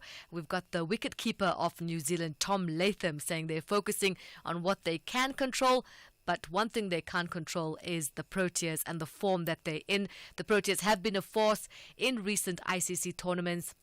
They've also reached the 2023 ODI World Cup semis and the 2024 T20 final. Now they're chasing that long-awaited ICC trophy. Let's hear from the opposition, Tom Latham. They're going to be a huge challenge. As you said, they've been playing, some fantastic cricket in this tournament, but also, as you said, they're probably the last year. They've got some match winners throughout their side, and they've been playing fantastically well in these conditions. So, another great opportunity for both sides to put a performance on the board, and obviously to the chance of making an ICC final. Meanwhile, if India beats Australia in their semi-final today, the final could be in a Dubai showdown. More cricket. SA Under-19 women's cricket coach Dinesha Devnarayan says school sport and domestic cricket should coexist to produce a winning national team. The 36-year-old mentor saying she's proud of how her team has evolved, taking positives from the silver medal they claimed at the Under-19 World Cup this year. We've got 3 players that were selected in the World 11. And I think that was massive as opposed to 1 in 2023. I think, there's many positives to take out of it. I think the brand of cricket that the girls are playing is a lot different to what we used to when we were younger or when we played the game. There's definitely a strong pipeline coming through with under-19 cricketers. So, there's lots of positives to take through. I think the main thing is, at the end of the day, is how the girls are looked after and how they can keep contributing to South African women's cricket. Soccer action tonight after victory over Orlando Pirates. Marumo Gallants shifting their focus. They take on Stellenbosch FC. 7:30 at the Dr. Molimela Stadium. Gallants' win against the Buccaneers came after a 5-match winless streak. Now back in the winning column. They currently occupy 13th position on the log, 6 points adrift off the top 8. And finally, Aston Villa facing Club Brugge in the last 16 of the Champions League, with Unai Emery maintaining Villa are contenders in Europe. Here's John McGinn saying the Aston Villa boss told his players to look for their ambitions and as well for the rest of the season? The game was obviously tight here before, but Club Rouge deserve to win, so we know we have to be at our best to get a result. We need to play a lot better than the last time we played here, and they've been very, very strong at home in the competition, so we know we need to be at our best to put in a good performance and get a result. We analysed that game this morning, so we know the parts of that game where we were poor, where we done things well. More sport here on the Morning Brief, top of the hour. I'm Zai Khan. The business update on SAFM. Hey, Ndauling, good morning to you once again. So we start with company news, but I don't know whether, I suppose it is a company reporting in terms of results. Tell me about the JSE and what they've had to say about the role that diversification has played in terms of, paying off for them. And it's that diversification strategy, Thulas, that's resulted in a profit bump for the JSE. During the annual period, earnings increased by 9%. And this growth, of course, driven by that strategy, which has seen non-trading income increase to 1.2 billion rand, contributing 38% of operating income. Now, the boss's CEO, Leila Fourie, attributed the solid results to the group's investments in technology, people and diversification. The JSE has been expanding its operations through acquisitions and new investments to offset the impact of delistings and downbeat equity markets. Revenue growth was seen in several business segments, including JSE Investor Services, primary markets, commodity derivatives trading, bonds and financial derivatives, but equity trading revenue rose only 0.2% and equity derivatives trading contracted by almost 2%. That's just showing how much of a buffer the non-trading businesses are providing. Now, for re-emphasize the importance of building future-fit and diversified financial market infrastructure backed by innovation and modern infrastructure, especially as equity markets remain volatile. Then tell me, in other company news, and Ndauling, tell me about Italtile and them doubling down on cost-cutting measures. What's that all about? So the tile manufacturer really intensifying its cost-cutting and digital transformation efforts to protect its margins and market position amid mounting financial pressures on consumers and intensifying competition.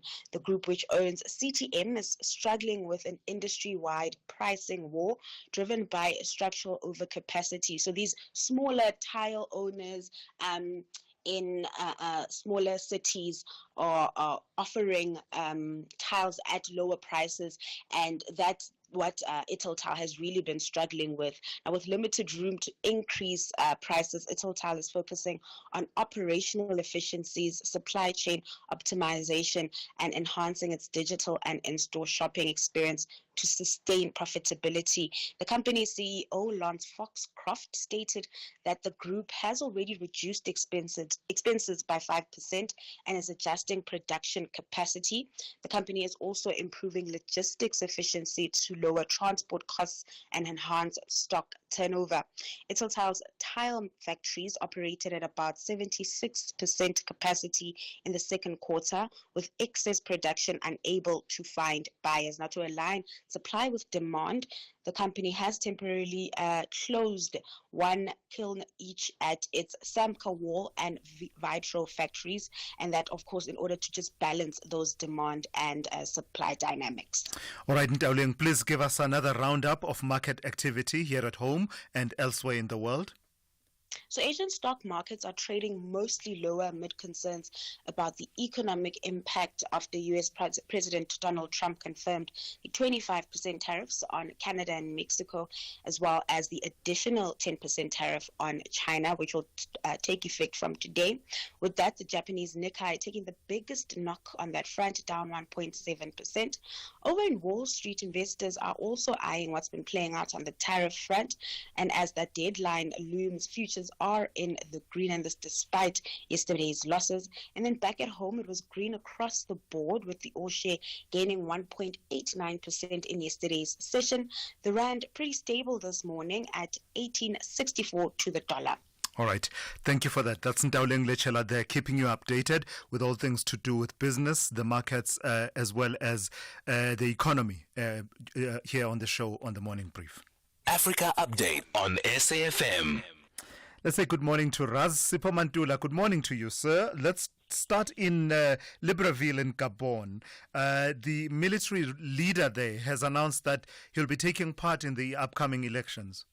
Tulas, Jumbo African, a refreshing morning to the listeners. Gabon decides on the 12th of April, Tulas, and now we see the military leader, General Bright Oligema Nguema, announcing that he will run for the presidential elections. Remember, early this year, there was a move from the new electoral code that enables members of the military and the magistrate to run in these elections. Now, he has said that he has he has a vision, this 50-year-old General Bright Oligema Nguema, the same cousin of Omar Bongo Tulas. Hence, I always say in the name of the father, the son, and the cousin, that we see Bright Nguema. He says he will want to put the vision of Gabon rising from the ashes, as he's now calling on his crowd to get behind his candidates. As I've said, Tulas, Gabon decides on the 12th of April 2025. In Mozambique, Sipho, after the protests comes the prosecutions. Tell me about these 240 criminal proceedings that you're saying prosecutors have instituted in Maputo. Tulas, you will know that the post-electoral violence in Mozambique across the country, particularly in Evelina, Gomani, one of the provinces in Mozambique, there are 240 criminal charges that have been laid against those who were involved, and these are the acts of vandalism, violence during the post-election demonstration. None of them are also agents of the defense and security Tulas, who others have said they've exceeded their limits that is being guaranteed by the law, and the others are on the civil case. So these are the cases that are coming up, but they also include Cabo Delgado, Tulas, around what has happened during the post-electoral violence that happened in Mozambique. And a country that we rarely ever cover, Congo Brazzaville. Tell me about their initiatives with Madagascar that are aimed at protecting their primary forests as well as preserving ecosystems. Tulas, remember that when you talk about the politics of climate, you cannot forget that yesterday it was Africa Environment Day. So you find that Congo Brazzaville, Madagascar, they were looking at planting of trees, how to now rescue their rich ecosystem. Now, as you know, Congo Brazzaville is just next to Congo Basin, next to Congo Kinshasa, and they've been having the pressure of logging, agriculture, infrastructure. Now they've partnered with Madagascar to say that how can we look at this thing, because these countries come so back to us. In 1984, they had the same issues around environmental impact, how they look around Madagascar, how they look around Congo. Others, they call it transforming these products from the biodiversity. Hence, you will find that these countries, they are looking at their national parks, and that's where they've got the endangered species. They are looking at their animals. They are looking at many things that have brought Congo Brazzaville as well as Madagascar to look at also the COP climate conference of Baku last year, which looked at Madagascar and Congo Brazzaville as case studies. And then closer to home, and in fact talking about from the one Congo that we don't cover as much as we should, to the Congo that we do cover, the DRC. Tell me about the condition of South African forces that remain in the DRC. What are we hearing? We are picking up from one of the national private media stations, from the unions of the SADAP, of SANDAP, that they are getting messages from the soldiers who are trapped in Goma that they are running out of food supplies. And also, as you know, the issue is around what people are saying. Was it a peacekeeping mission? Was it an intervention force? General Bantolomis has called for the Commission of Inquiry in this aspect. But remember, we are also struggling with extraction. How do you extract them out of Sake and out of those military bases in the DRC? On that other end, people are praising Zimbabwe for rescuing our stranded soldiers when they were able to assist them through Kigali to South Africa coming from Goma. Others are saying that the Air Zimbabwe that has assisted, as we know, Zimbabwe is, it is a chair of SADC. They were supposed to assist all the soldiers who were injured, both South Africa, Tanzania, and Malawi. So people are commending the role of Zimbabwe in assisting the SADC mission that was trapped in Goma, in Sake. And in your historical archives, a beautiful daughter of the soil you are celebrating today. Tell me what happened on this day, on the 4th of March, 1932. Tulas, he will have been 93 years. That is Dr. Miriam Zenzile Makeba, who was born on this day in Gauteng, in one of the areas, Prospect. Remember what Miriam, when he was born, Tulas, at the age of 18. 18 days when after her mother gave birth, her mother was arrested for selling Mkombo, and he was kept in prison for 6 months. You can see brutality of apartheid, Tulas, when Umamaga Miriam was arrested as a Swaziman, and it was her father. His father was a teacher, mother, domestic worker, but Miriam Makeba also was able to export his knowledge and his cultural diplomacy in this country, appearing before the United Nations 1963, 1964, appearing also at the OAU opening of the summit. But this year also it is coinciding with the 40 years of her only daughter, Sibongile Makeba, who also died in Guinea Conakry on the 17th of March. A very important aspect when you call of this cultural ambassador. Thulas, I will always say to the people that we don't have any kind of cultural ambassador like Miriam Makeba. None like before, none shall come after. When you look at Dirko, if you remember the days of foreign affairs, Miriam Makeba was a cultural ambassador. He was not just a cultural celebrity, but an ambassador who fought for this continent on issues of peace and security, on issues of youth. And the University of the Land, UNISA, Thulas, we always have its annual memorial lecture. And in April, we'll be having the 3rd annual memorial lecture to give honor to this great woman of Africa. Others, they call him the Empress of Song, Mama Africa, Dr. Miriam Zenzile Makeba. Yeah, beautiful. Thank you for that, Sipho Mantula there, celebrating a woman who had a powerful voice really in carrying to the world the message of South Africa and her people. That's Sipho Mantula there with your Africa Update.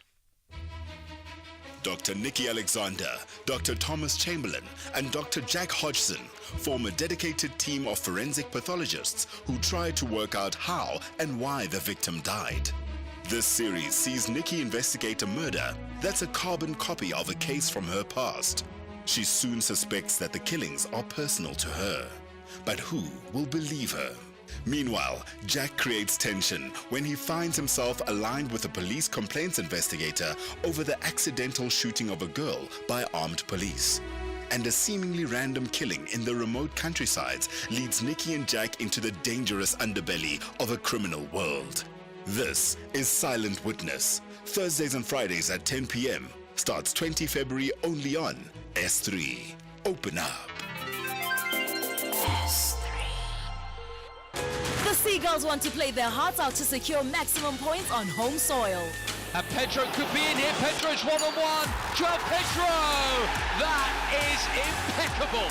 Meanwhile, the Cottagers understand the power of 3 points. They want a comfortable top half position. Back in, Raul. Yes! It's been coming! What a piece, and we deserve that, Fulham. That's a great finish from Raul. It was a great move. This is the Premier League. Experience the spectacular action between Brighton and Hove Albion FC and Fulham FC. The Saturday 8 March at 4:30 p.m. Live on S3. Also available at your fingertips on SABC Plus. Proudly brought to you by SABC Sport. For the love of the game.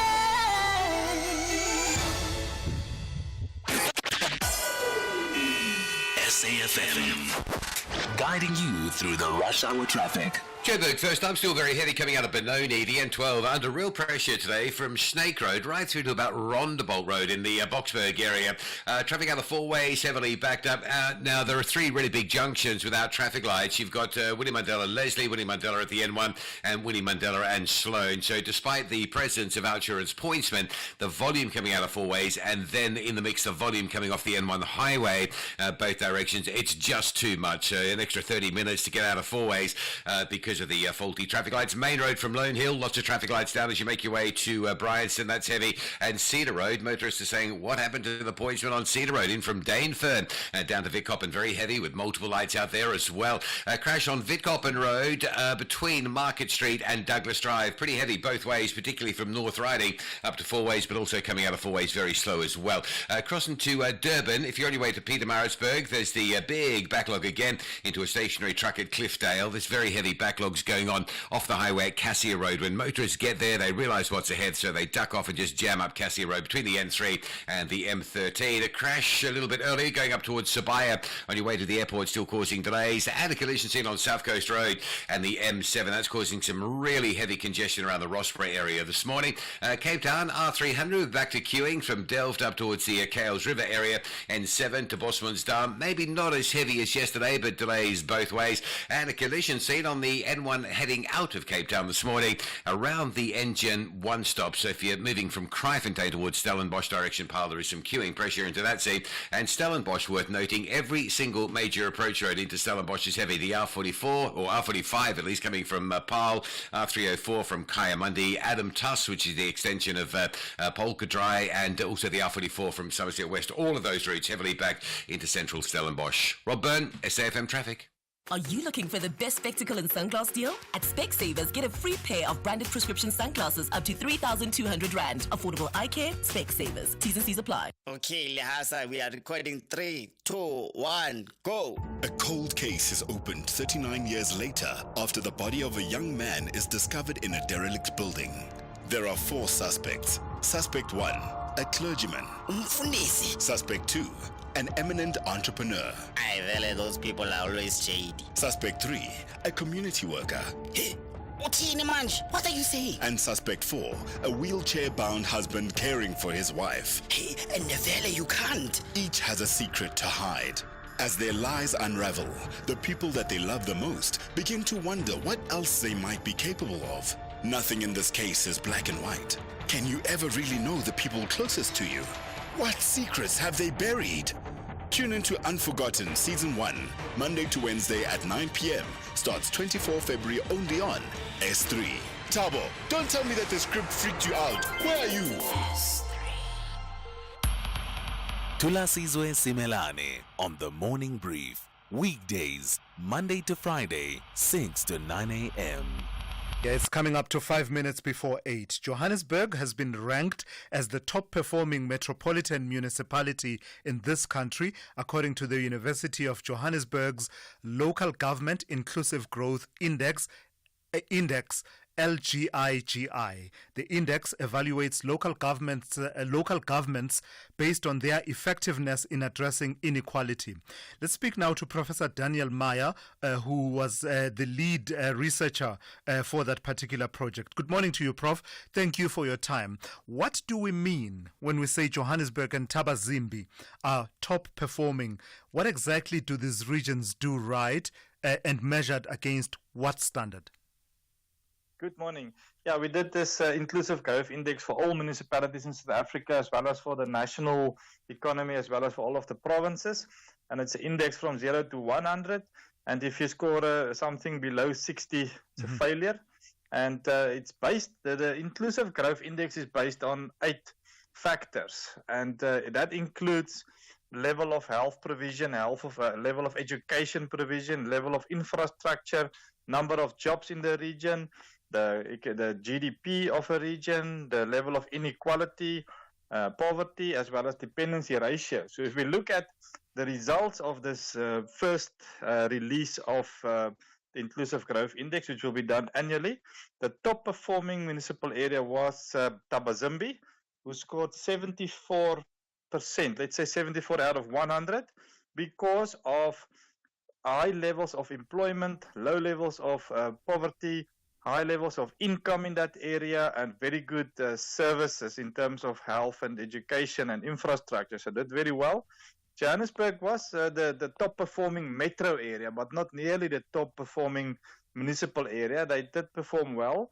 And if you compare Joburg with, let's say, Cape Town Metro, there is more of a middle class in Johannesburg compared to Cape Town. Cape Town, you've got this high number of high income people and very high number of low income. There's not a big middle class, and that is why the Joburg area performed better in relation to inclusive growth, which is defined as the level of participation in the economy or the potential to participate in the economy. So, Prof, is there something intentional that you detected as you were doing this study and this index, something intentional in the policies of these cities of Johannesburg, of the municipal region of Tabazimbi, that the policies that they advance, or is it merely a factor of their economic activity as it is right now, that naturally, because of the nature of the economies, they would yield jobs relative to other regions, and those jobs would lift some people out of poverty, and in some instances even lead to better earnings? So something that occurs almost naturally versus something that's being orchestrated through policy intervention at local government level. Yes, I understand what you said. Look, we did analyze 257 municipalities using data for those eight factors.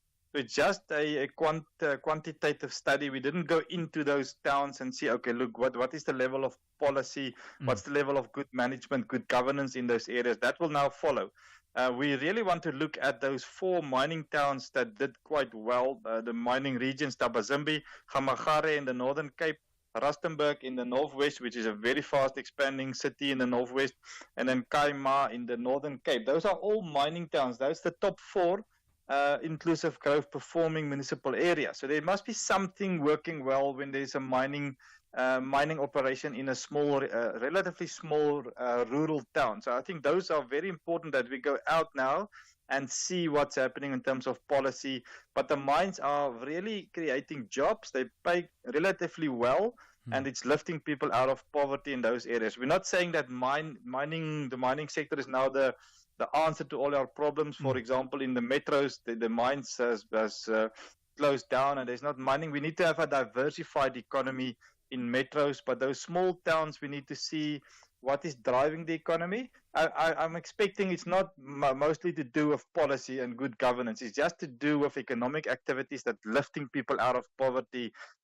Policy, you can do so much to lift people out of poverty. Currently, 28 million people are getting the SASSA grants, but it's not lifting people out of poverty. It's just keeping people satisfied within their poverty situation. So we're going to drill deeper into these areas from now on.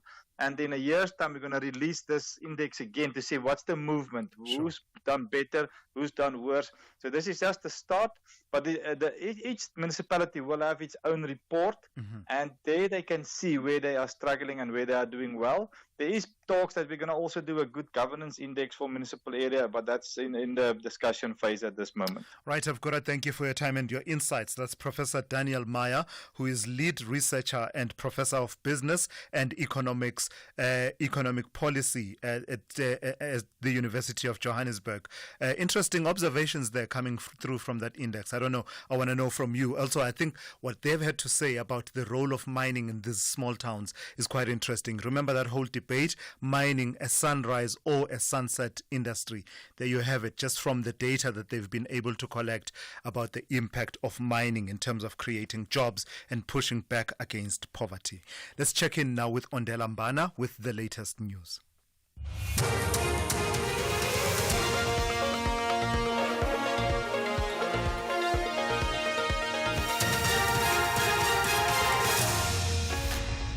Thank you, Tula's top stories at 8. Special cabinet meeting agrees on funding options for the budget, and Western Cape motorists called on to exercise responsibility.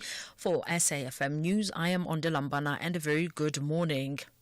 A special cabinet meeting convened yesterday has agreed on various options to fund the 2025-26 budget. These possible options have now been presented to the Minister of Finance and National Treasury to finalize the budget next week on the 12th of March. In a statement, government says 2 special government executive meetings were convened to allow inputs by members of cabinet with broad discussions on the country's fiscal constraints. Tsepomwai reports. Government says the agreement was facilitated during the meeting on the 24th February, where President Cyril Ramaphosa set up a team of ministers led by the Deputy President Paul Mashatile to work with the Minister of Finance and his National Treasury team to consolidate cabinet inputs. The team has now mandated the Minister of Finance to select from the discussed options and fund the budget in a manner that takes into account the country's fiscal constraints and support economic growth. Tshepo Mongwai, SABC News, Johannesburg. Western Cape traffic authorities are calling on motorists to exercise vigilance and responsibility. This comes after 2 fatal road crashes yesterday. In a crash on the N2 near Helderberg, 7 people were killed. 1 person was killed in a collision on the R61 at Roy Dam. There were also 2 incidents in Beaufort West, resulting in 1 death and multiple injuries. Western Cape Minister of Mobility Isaac Silegu has expressed concern. He says the incidents highlight the need for intensified road safety education, as many of the tragedies were preventable.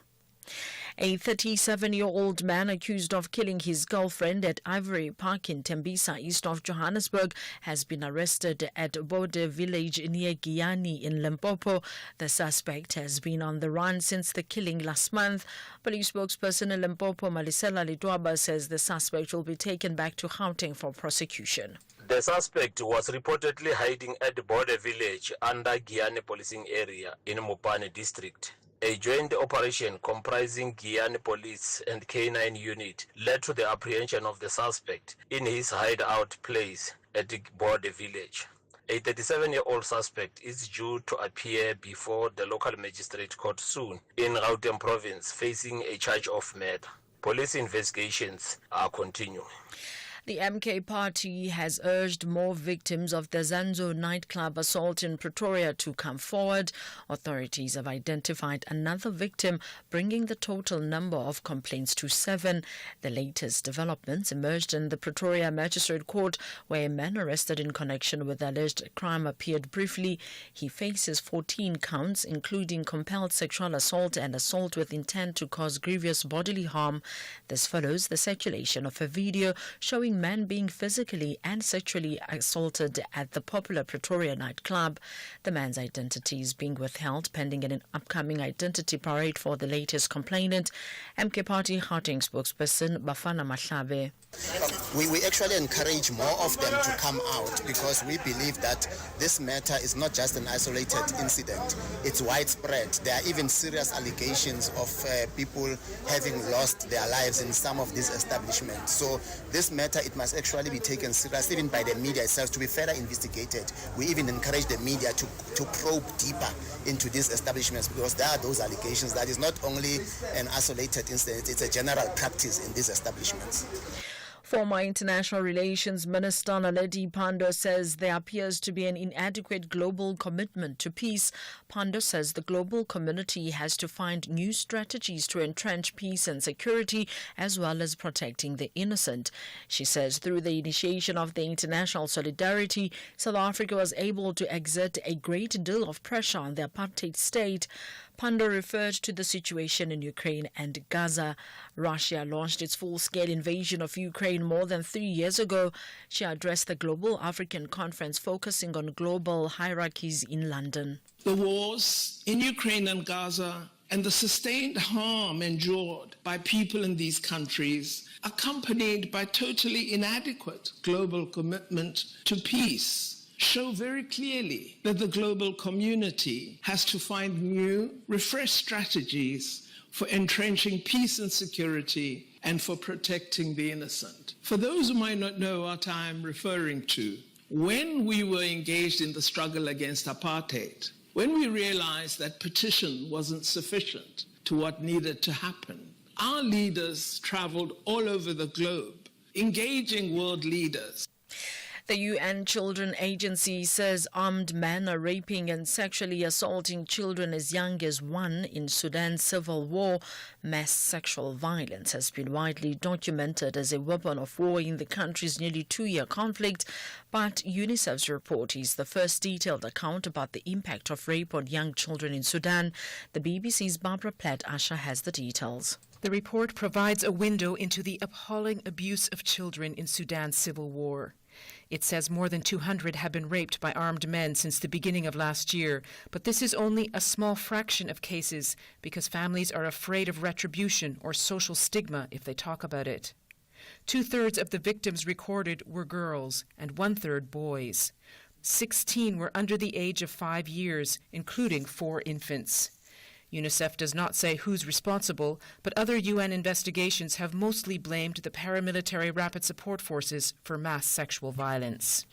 Recapping the top story, a special cabinet meeting convened yesterday has agreed on various options to fund the 2025-26 budget. These possible options have now been presented to the Minister of Finance and National Treasury to finalize the budget next week on the 12th of March. I am Mondela Mbara for SFM News Headlines at 8:30. SAFM, guiding you through the rush hour traffic. Still heavy out of Boksburg out of Benoni through Boksburg this morning along the N12, queues down towards Rondebolt Road. It is starting to ease, but it's still very busy.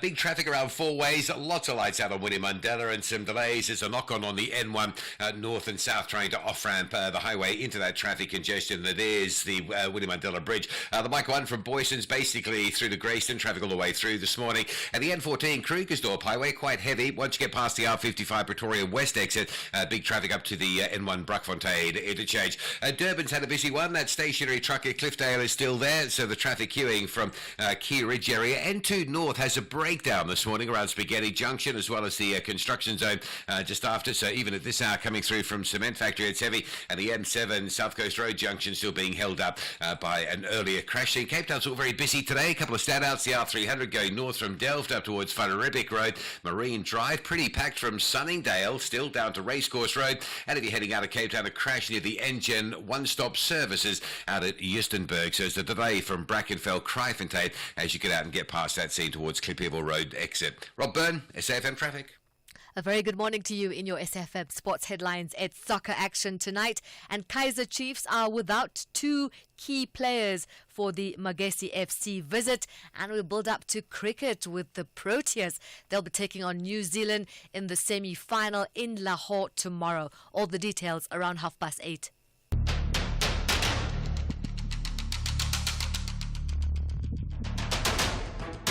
The Morning Brief with Thulasizwe Simelane. Weekdays, Monday to Friday, 6 to 9 a.m. The Morning Brief with Thulasizwe Simelane. Weekdays, Monday to Friday, 6 to 9 a.m.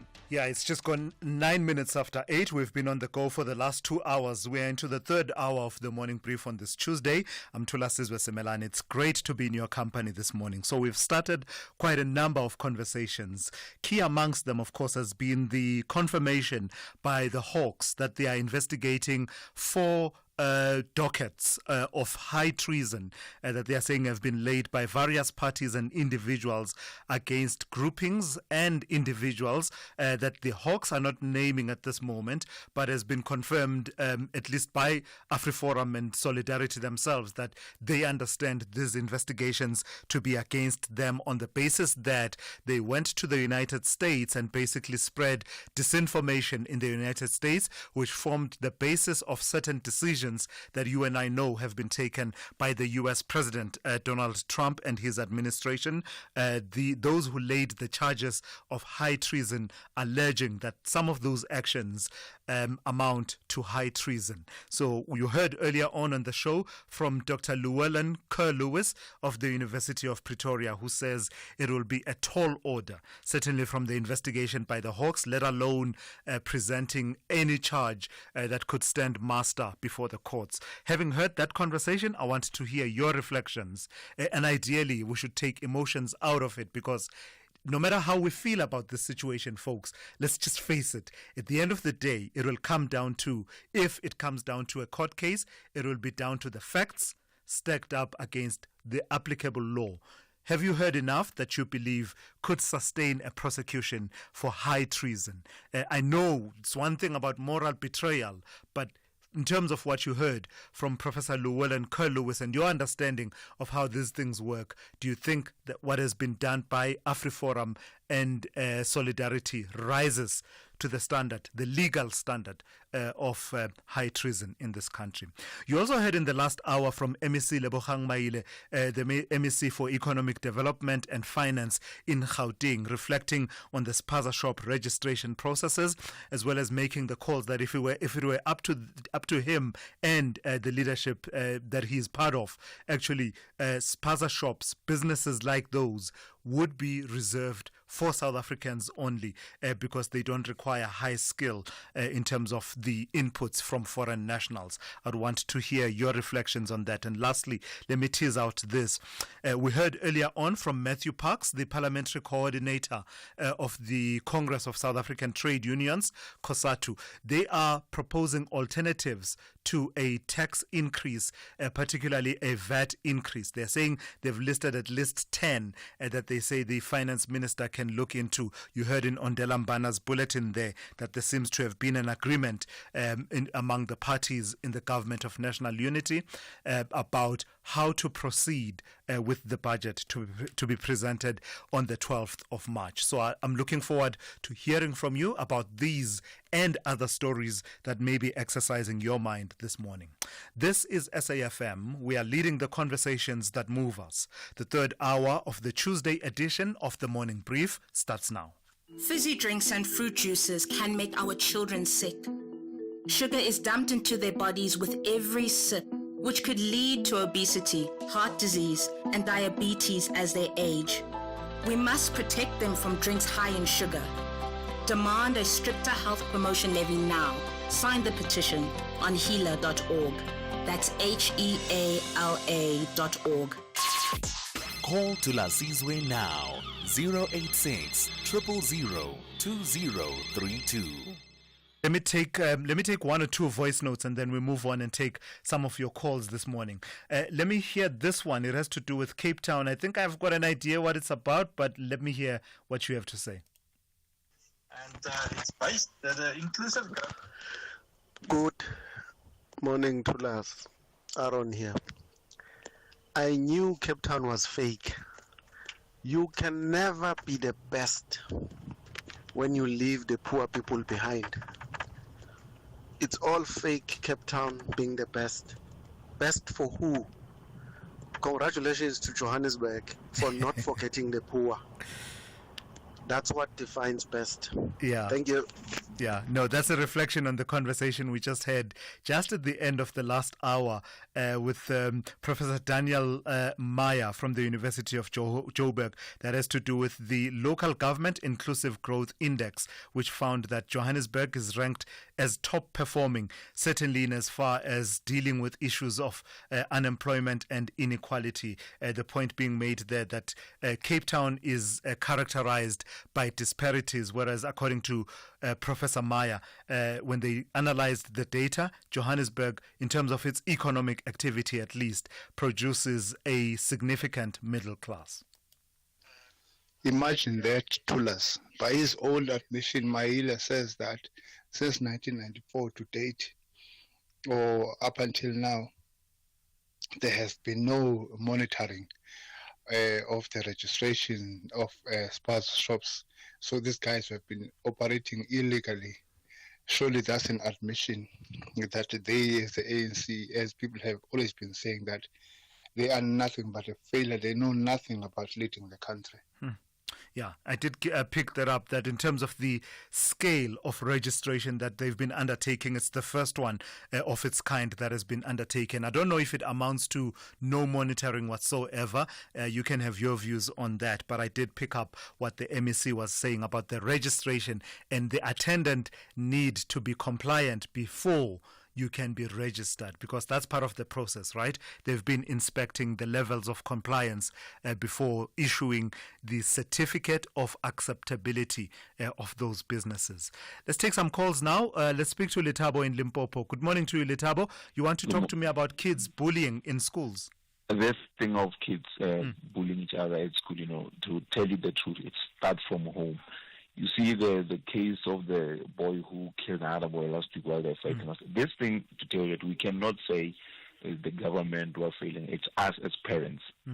The reason that I'm saying that is that, look, I've got a 13-year-old daughter who's doing grade 6. He was studying at Sonita's school in Pretoria. It's school for the partially deaf and also deaf. So because the school was expensive, I took him back home.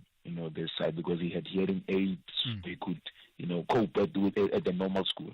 Then I take him, and from he started this year, from the day one, they were bullying him, saying he's wearing buds. Those earphones. They were saying he's wearing buds and stuff. The second week, some bully took the headset and faced them against each other like this, the hearing aids, and it made this sweet noise, and it ended up busted. And when we go and tell the parents that, look, this is what your son did to us, did to our daughter, because now she can't go to school, and then you know that I'm not working, and I know you're not working, and we have applied for the government to get new hearing aids, but it's going to take long. It can be that the whole year my daughter won't be going to school. Can we do something about it? Here's how much we can get. If we can get 6,000, we can pay for my daughter's hearing aid. And the father said to me, look, I won't be able to pay for this thing. He's the one who broke it. Kill him. Like he said in Sotho, and you cannot open a case for a 13-year-old and say, I need to speak to your parents, and your parents must reprimand you and discipline you and take responsibility. But thank you for raising that. You've given us quite a lot to reflect upon. It's complex, the issue of bullying in schools, but certainly the point that Letabo makes about the role of the parents and it being a societal issue. Listen to that story that Letabo shared, and perhaps it might give you pause for reflection in terms of how you, as someone who is involved in the lives of children, approach these issues. Jacques in KwaZulu-Natal, good morning. You want to talk to me about AfriForum this morning? Yes, good morning, Tulas. Good morning to you and your viewers. Tulas, like I said, you know what, we got to take emotions out of it, but I'd just like to raise this point. When the ANC or South Africa took the Israeli president to court as for war crimes, that was not something that I felt I wanted to do. So the government felt it in their needs to actually do that on their own accord without asking the people of the country. So if AfriForum has done something like this, you cannot paint them with both a different brush, because both of them have done something that they didn't get the blessings of either the majority of the people or actually find out whether it was something that they needed to do. So if AfriForum gets charged for treason, I think the ANC also needs to get charged for treason, because I don't want a case against the Israelis. So, Jacques, and that's just my position. Can I engage you briefly on that? You may. The stark difference between the two, though, is that one, the United States of America, the White House, is not a recognized adjudication platform at international law. No one recognizes them as arbiters of disputes between states. The ICJ, on the other hand, is something that is recognized by both South Africa and Israel, that they signed up to say whenever an incident occurs that you believe amounts to genocide, etc., you can come to this platform for it to adjudicate. Do you get the subtle difference? That these ones ran off to a capital somewhere. I don't know who imposed them as the authority over domestic 100%. Policy. No, I agree with you, Tulas, but there's the other thing then no one should be crying about foreign aid coming from the United States, because our citizens don't go to the United States and tell them, no, I have a high infection rate of the HIV, and please could your taxpayers pay for our burden? Because then it can't work both ways, Tulas. I mean, now you're saying, oh no, it's because of AfriForum going that the aid has been taken out. Sure. So if that is true, then what you're saying, according to your argument, is that we should say the same thing. But those are not taxpayers that are paying for our citizens, because they are not our citizens. Right. I'm just saying, Tulas, I understand both sides of the story, but I'm saying to you, at the end of the day, if someone wants to engage on those matters, I think it should be basically a constitution, or it should be literally going down to a vote and saying, okay, this is what we do and this is what we don't. I've got to leave it there. Thank you so for much, your engagement this morning. You too. That's Jacques in KwaZulu-Natal. Still on the issue of AfriForum, let me take a call from Churchill in the Eastern Cape. Good morning to you, Churchill. Good morning, Tulas. Tulas, look, my main concern here, I don't want South Africans to raise their hopes. I've got, we've got a very bad track record, especially in these high-profile cases. Because our National Prosecuting Authority, they bring these cases, they take them to court, and they collapse in court. I don't want to make an example with the Zondo Commission. I know those cases have not gone to court. Maybe there's no political will. But there are some cases, the recent one of Zizicoto, they go to court, these very complicated cases, they thrown out of court. No, I wonder if they are going to prepare, a watertight case when it comes to this one. There's another one of Zuma Sambu. Yes. Even on that one, I'm really concerned. Because I've not heard of a case of this type that has been taken to court successfully, and it was well prosecuted. And I listened to the spokesperson of the National Prosecuting Authority who would say if there are charges, and I was a bit skeptical. All right. Yeah, let's see how it unfolds, Churchill. Thank you for that. And I think we're still some way from a decision being made one way or another. We're still at the point where the Hawks are talking about dockets. Those will then need to be assessed by the Directorate of Public Prosecutions to make a decision whether or not it rises to a case that they can confidently take to court and prosecute. Let me take a quick break. I will come back and take a few more of your calls and your WhatsApp voice notes. So you've heard our insurance clients talking about all the money they saved when they switched. You've thought about getting a quote, but you're not sure if they could save you money on your car insurance or if it's worth the effort. Well, make today the day you get an OutSurance quote. SMS out to 30754. That's out to 30754. If OutSurance can't beat your car insurance premium, ask them for 500 Rand cash. And make that 1,500 Rand cash if you've been claim-free and with the same insurer for 3 years. Monthly savings on your car insurance or cash in your pocket. Either way, you're a winner, like Tulani. Fast, helpful, efficient, everything was so smooth. I saved 530 bucks. Make today the day you switch and save. SMS out to 30754. That's out to 30754.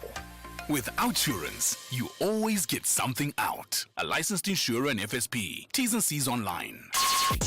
Call Thulasizwe now. 086 000 2032.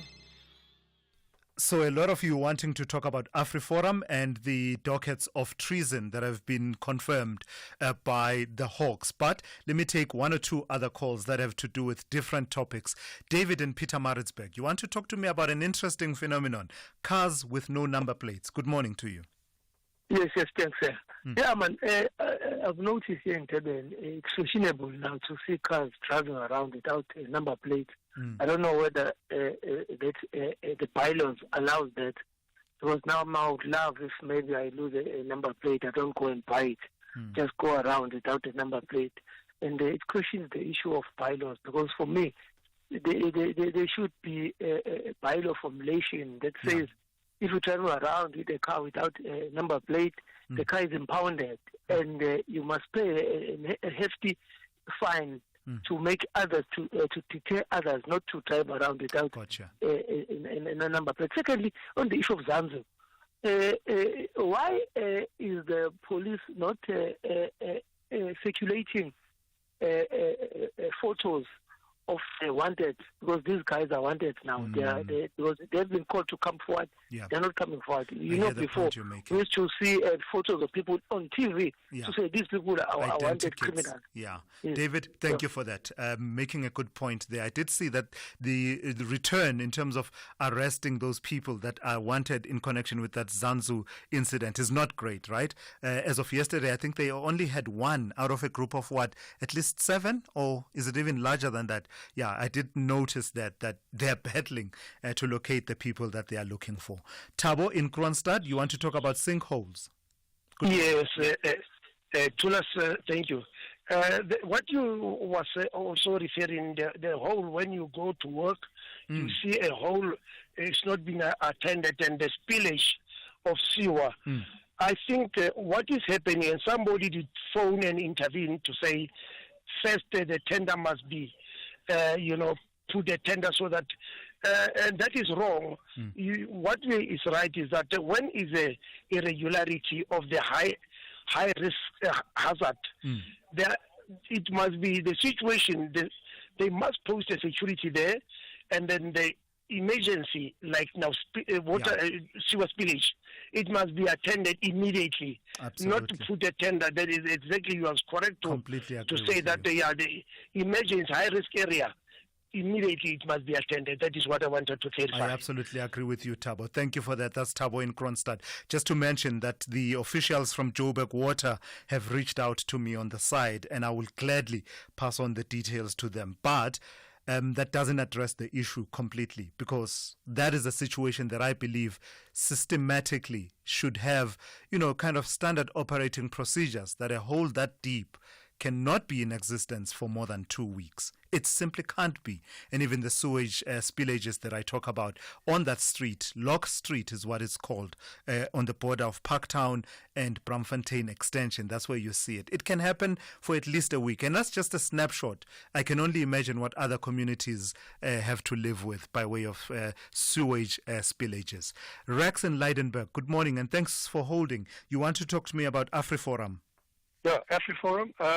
The way I remember it, they solved that Senzo murder trial in 2 weeks. 2 weeks they solved it.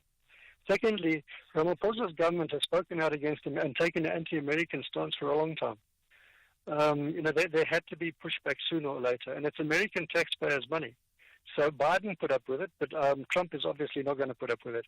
And what AfriForum did or didn't do in America is very low on the list of influences on Trump. Okay. And then when it comes to the municipal election that we're going to have in, I think it's 18 months or 2 years, 2 years time, these municipal councillors are going to go around the townships telling the people what farms they're going to take.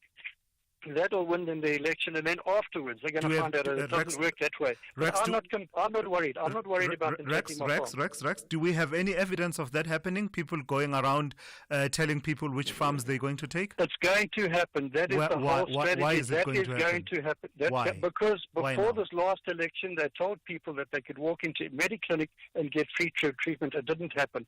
Before the previous election, Ramaphosa promised to debate the land reform bill in Parliament. Now, all the politicians, the MPs knew it wasn't going to get passed, but it won the election. All right. This is just an election strategy. That's all it is. Got you. I've got to move on. Thank you. That's Rex there in Leidenberg. Let me take a call from Bond in Gqeberha. Good morning to you, Bond. You want to talk to me about the treason case, the dockets that are being investigated? Yes. Good morning to you, Thulasizwe and the SFM family.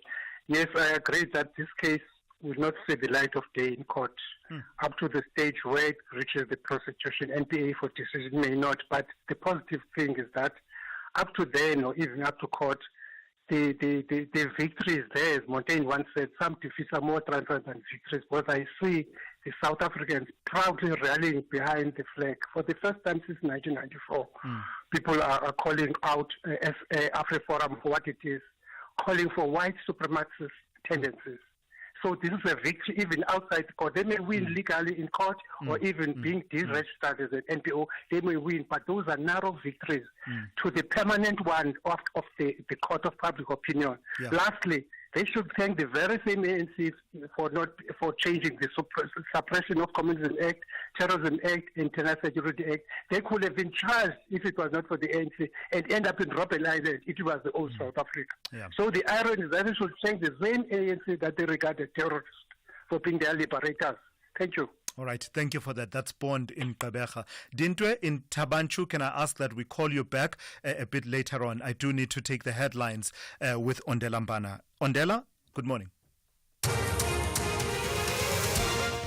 Thank you, Tulas. In the news headlines, the civil society organization AfriForum says for South Africa to ensure that it is not removed from AGOA, the government must address what it says are human rights abuses against Afrikaners.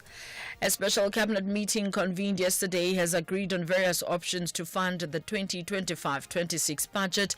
These possible options have now been presented to the Minister of Finance and National Treasury to finalize the budget next week on the 12th of March.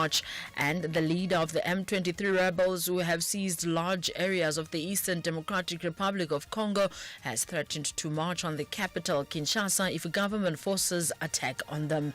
A full update follows at the top of the hour. SAFM, guiding you through the rush hour traffic. Still very heavy in the four ways there. You've got loads of traffic lights out. You've also got a crash now on the N1 South approaching William Mandela. So William Mandela backed up over the highway because the lights are down there, and also it's slow. So problems getting off the highway into that congestion on William Mandela. Plus add to that collision N1 South. So heavy from Randburg, heavy from Ravonia Road, both ways into the William Mandela off-ramp. Mike 1 stays really busy this morning from Gold Reef City up through to the Parktown area. More queues as you get close to the Greyston Drive exit. The N1 South, very solid still if you've left the run until now to get out of Pretoria down to Joburg, from Old Joburg Road right through to New Road heavy. There's some queuing pressure on the R21 as well.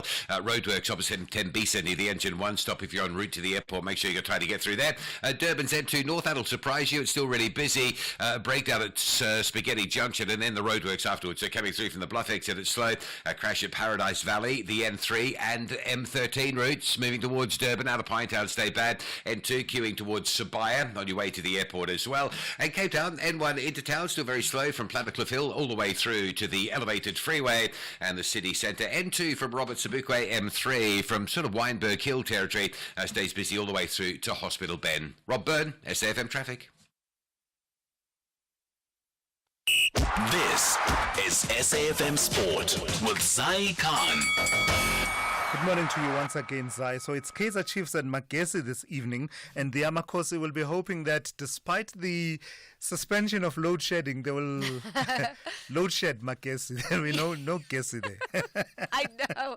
I think Magesi is like the PSL's version of Eskom, because they're also fighting for survival. Yeah. So yeah, they're 15th place at the moment.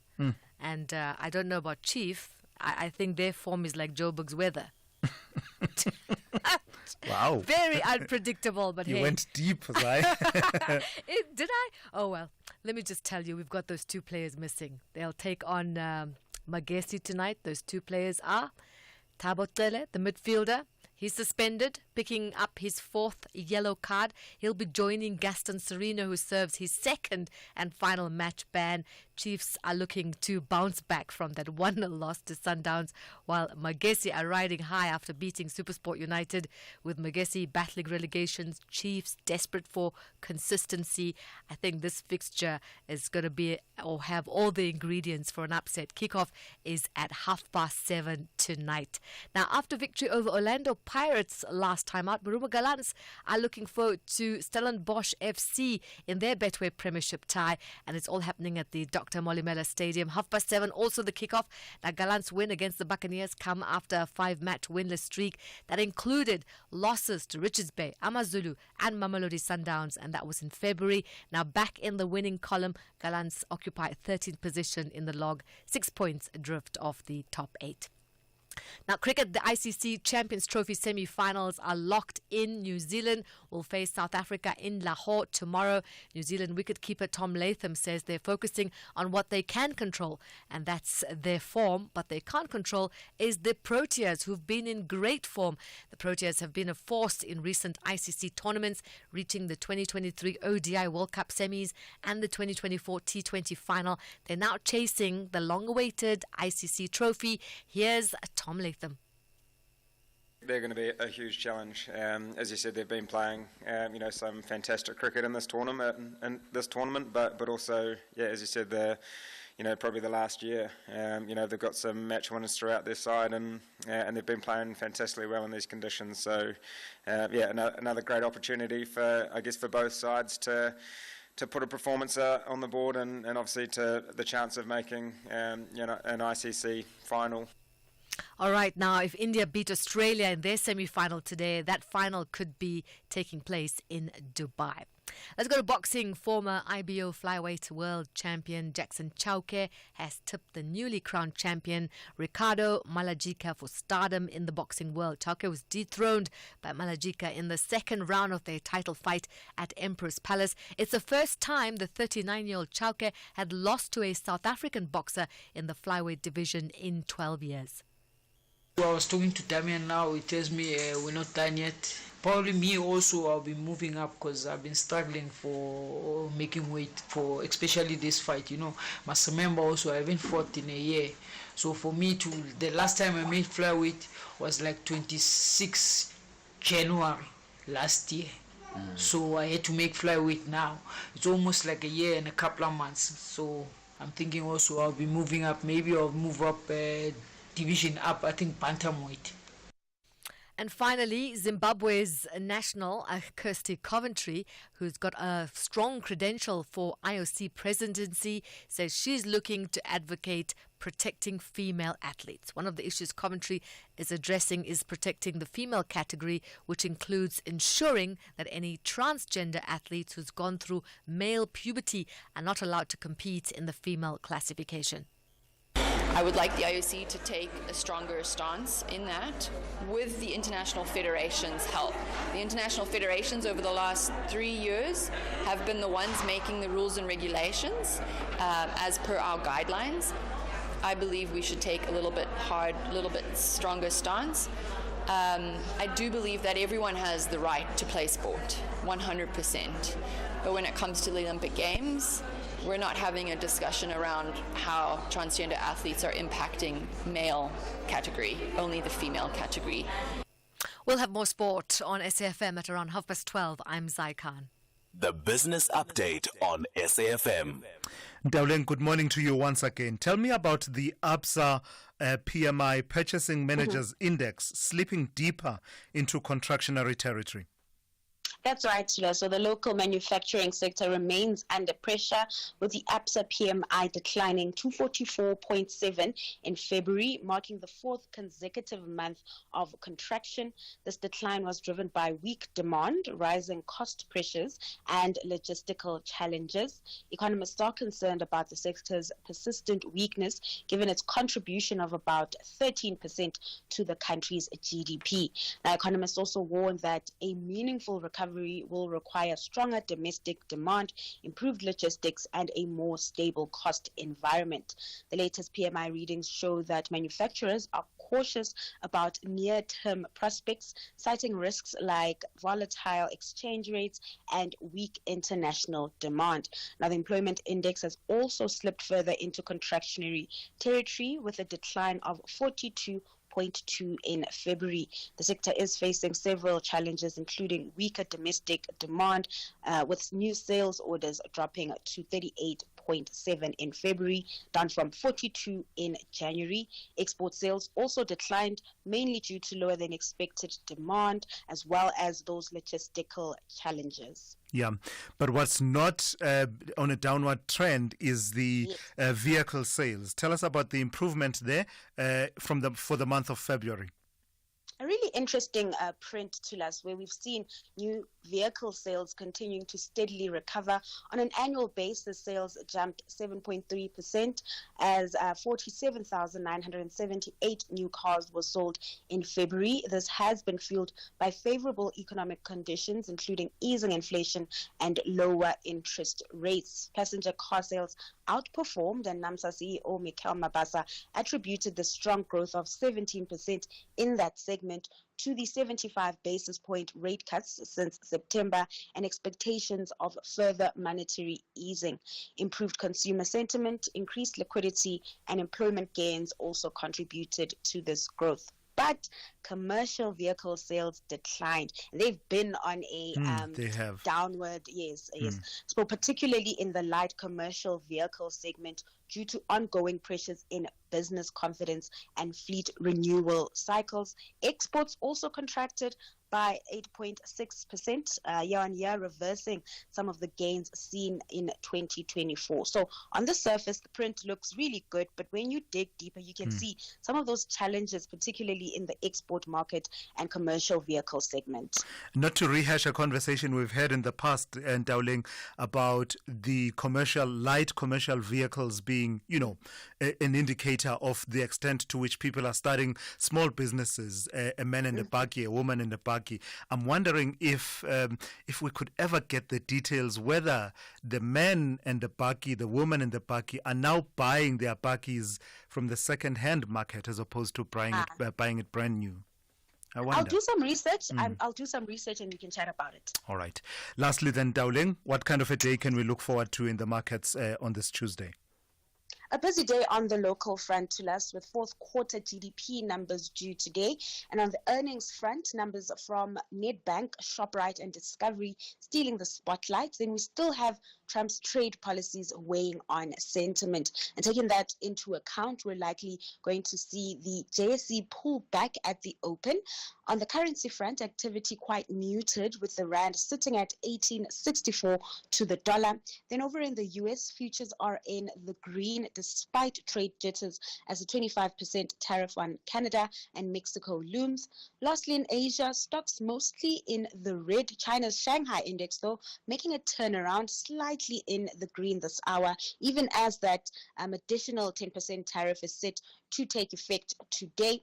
Fundamentals in the country seem to be improving, though, with factory activity rebounding and officials meeting to discuss economic prospects.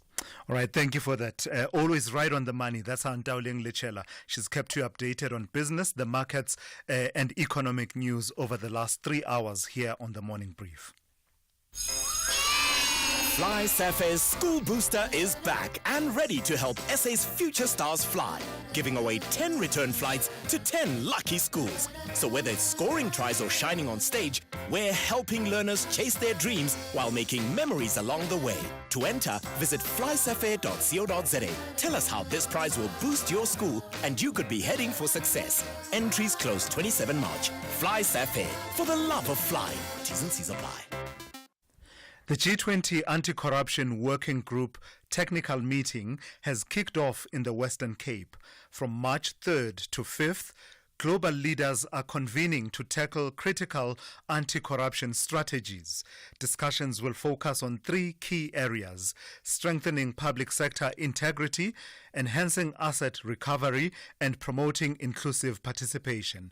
This meeting marks a key step towards global accountability. A message by the Department of Public Service and Administration. Thulasizwe Simelane on the Morning Brief. Weekdays, Monday to Friday, 6 to 9 a.m. All right, let's take forward a conversation that we started yesterday. You remember we told you about civil society organizations advocating for food justice, children's health and education, pushing back against McDonald's recent donation of branded foldable desks that double up as wheeled bookcases. Critics argue the initiative is more of a marketing ploy than a genuine act of charity, accusing the fast food giant of targeting vulnerable children. Concerns have also been raised about the practicality of the desks, which weigh around 2.5 kilograms, sparking debate over whether young students can realistically wheel them between school and home. Let's take that conversation forward. I'm joined by Elijah Mhlanga, the Basic Education Department spokesperson. Good morning to you, and thank you for your time this morning, Elijah. So, lots of reactions since the Minister of Basic Education, Siviwe Kwahube, attended that donation in Cape Town by a businessman in partnership with McDonald's. Just from your perspective, what are your reflections on that? The debates being raised, for starters, around the branding on these foldable desks. Good morning to Thulasizwe. Well, it's unfortunate that there's been a focus on McDonald's when there are other companies that are also supporting the department with these donations. So our view is that this was not and has never been and will not be a marketing event or donation. It's all about companies supporting schools with much needed infrastructure and attaching their names on those desks. You would have seen, if you saw the photos, that there are different companies as well that are there, but they are not mentioned in the commentary that people are making on this matter. So we saw the statement of the civil society, but we feel that there's misunderstanding, that there could also be another agenda. What other agenda? Well, we are noting that, people are choosing not to look at the functionality of what the desk is all about and choosing to attack companies that are there. I mean, McDonald's did not donate burgers or any of their foods. They attached their company. It so happens that the name of their company is associated to their food. But in this case, they did not give us anything. I mean, companies donate whatever they can, but not what they make or what they produce. So we feel that this conversation is going in the wrong direction. But we know we are in the very same country which is now battling to come up with a budget because there's no money. The Minister of Basic Education conducted a full assessment of the state of the finances of all the provinces, and in September she published the dire situation that she made public the dire situation that the provinces are making, to the extent that there are cuts that make it impossible for provinces to even afford basic things. So here is a donation that is assisting in that regard. And we're complaining again. So what should happen? Because there's no money to buy and then there's a donation. Are we supposed to reject that? So I saw a write-up that suggested that in light of the outcry and the debate that has ensued, you as a department are reflecting at the very least about the appropriateness of the branding part of things. I hear what you're saying and what you've said now. Is there a conversation along those lines that says perhaps the advertising part of it can be regulated differently? No, I mean, whatever that you do, especially in government, you need to review it and check if it still works.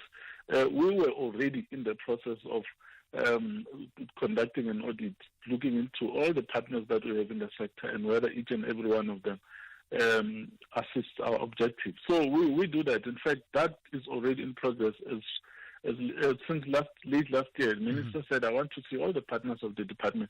But let's not focus on McDonald's. In our schools, we feed nutritious meals. So it's not like we're promoting McDonald's.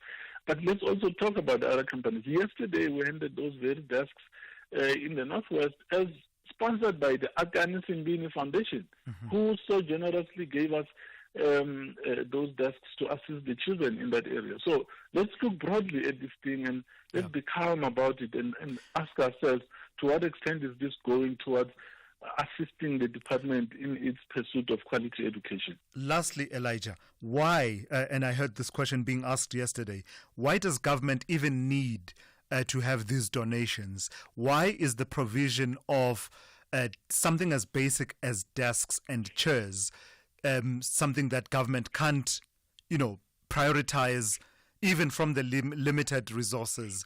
And what about those schools that are closing down because of low numbers, those desks that are there, and people suggesting that some desks could potentially be stuck at warehouses, at storage areas, just not reaching the schools that they should be reaching?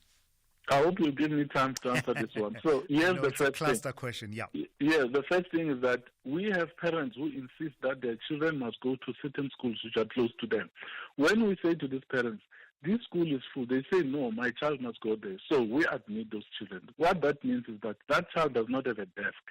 We need to find a desk for them to sit. We need to find books for them to be able to continue with their studies. So that is the impact of parents forcing us to have their children in schools which we say are full. So the demand for education has increased, but the budget has not increased at the same rate. We have had companies that have built schools, like a full-on school for the department, where we had identified a need, but they say, no, we will build this school for you. And the company comes and we brand, and the media comes, and there's no complaint about that. The toilets that we are talking about now, that everyone says must be eradicated, a large portion of that has been done by the private sector through their own donations, who say, we see the need. As responsible corporate citizens, we need to heed the call to support the sector so that our children can have a chance at good quality education. What is wrong with that? We feel we need to continue with this private-public partnership so that we can build the country that we all can be proud of. All right. Thank you for your time this morning. That's Elijah Mhlanga, who speaks on behalf of the Department of Basic Education. And by the way, we are aware that Hollywood Bets, who were mentioned as among those who have sponsored or have been in partnership with the providers of the My Desk desk, are seeking to also have their voice heard and have their story told as well, just to put some matters into perspective. We'll facilitate that and see if we can get you the full picture around which corporates participate in donating these desks. SAFM, guiding you through the rush hour traffic. Things you need to know before you set off this morning, or maybe you can already be in traffic and take some alternative route action. N1 South, a crash going down to William Mandela, traffic queuing halfway back to Rivonia Road. Roadworks on the R21 near the NGN services. If you're on your way to the airport, it is slow this morning. Normally it's an afternoon delay, but this morning coming down from Clayville into Tembisa, very slow. If you're leaving Pinetown, there's been a crash just after Paradise Valley, so both the N3 and the M13 are heavily backed up out of Pinetown. Consider the M19 perhaps as an alternative route to get up to Mgena Road and into Durban. That way, Paradise Valley is really heavily gridlocked on both of those highways. The N2 that was slow up towards Sabaya, that has eased up, clearing the way through to King Shaka International Airport. It's not a bad run through this morning, north of Spaghetti Junction. Cape Town's been a truck crash at the Crandall Circle, so Tygerberg Valley Road from Richwood and Plattercliff Road coming across towards the N7. That's all very heavily backed up. The N1 into town still very busy from Plattercliff Hill through to the city centre. N2 from Robert Sabukwe to Hospital Bend. M5 is at Kenilworth, and the M3 from Newland stays slow all the way through to Hospital Bend. Rob Byrne, SAFM Traffic. Hi everyone, I'm Dean McPherson, the Minister of Public Works and Infrastructure. In the State of the Nation reply, I announced that we're releasing 31 state-owned properties for redevelopment that will generate 10 billion rand in investment and create 165,000 new jobs. These public-private partnerships will help us realize our dream to turn South Africa into a construction site.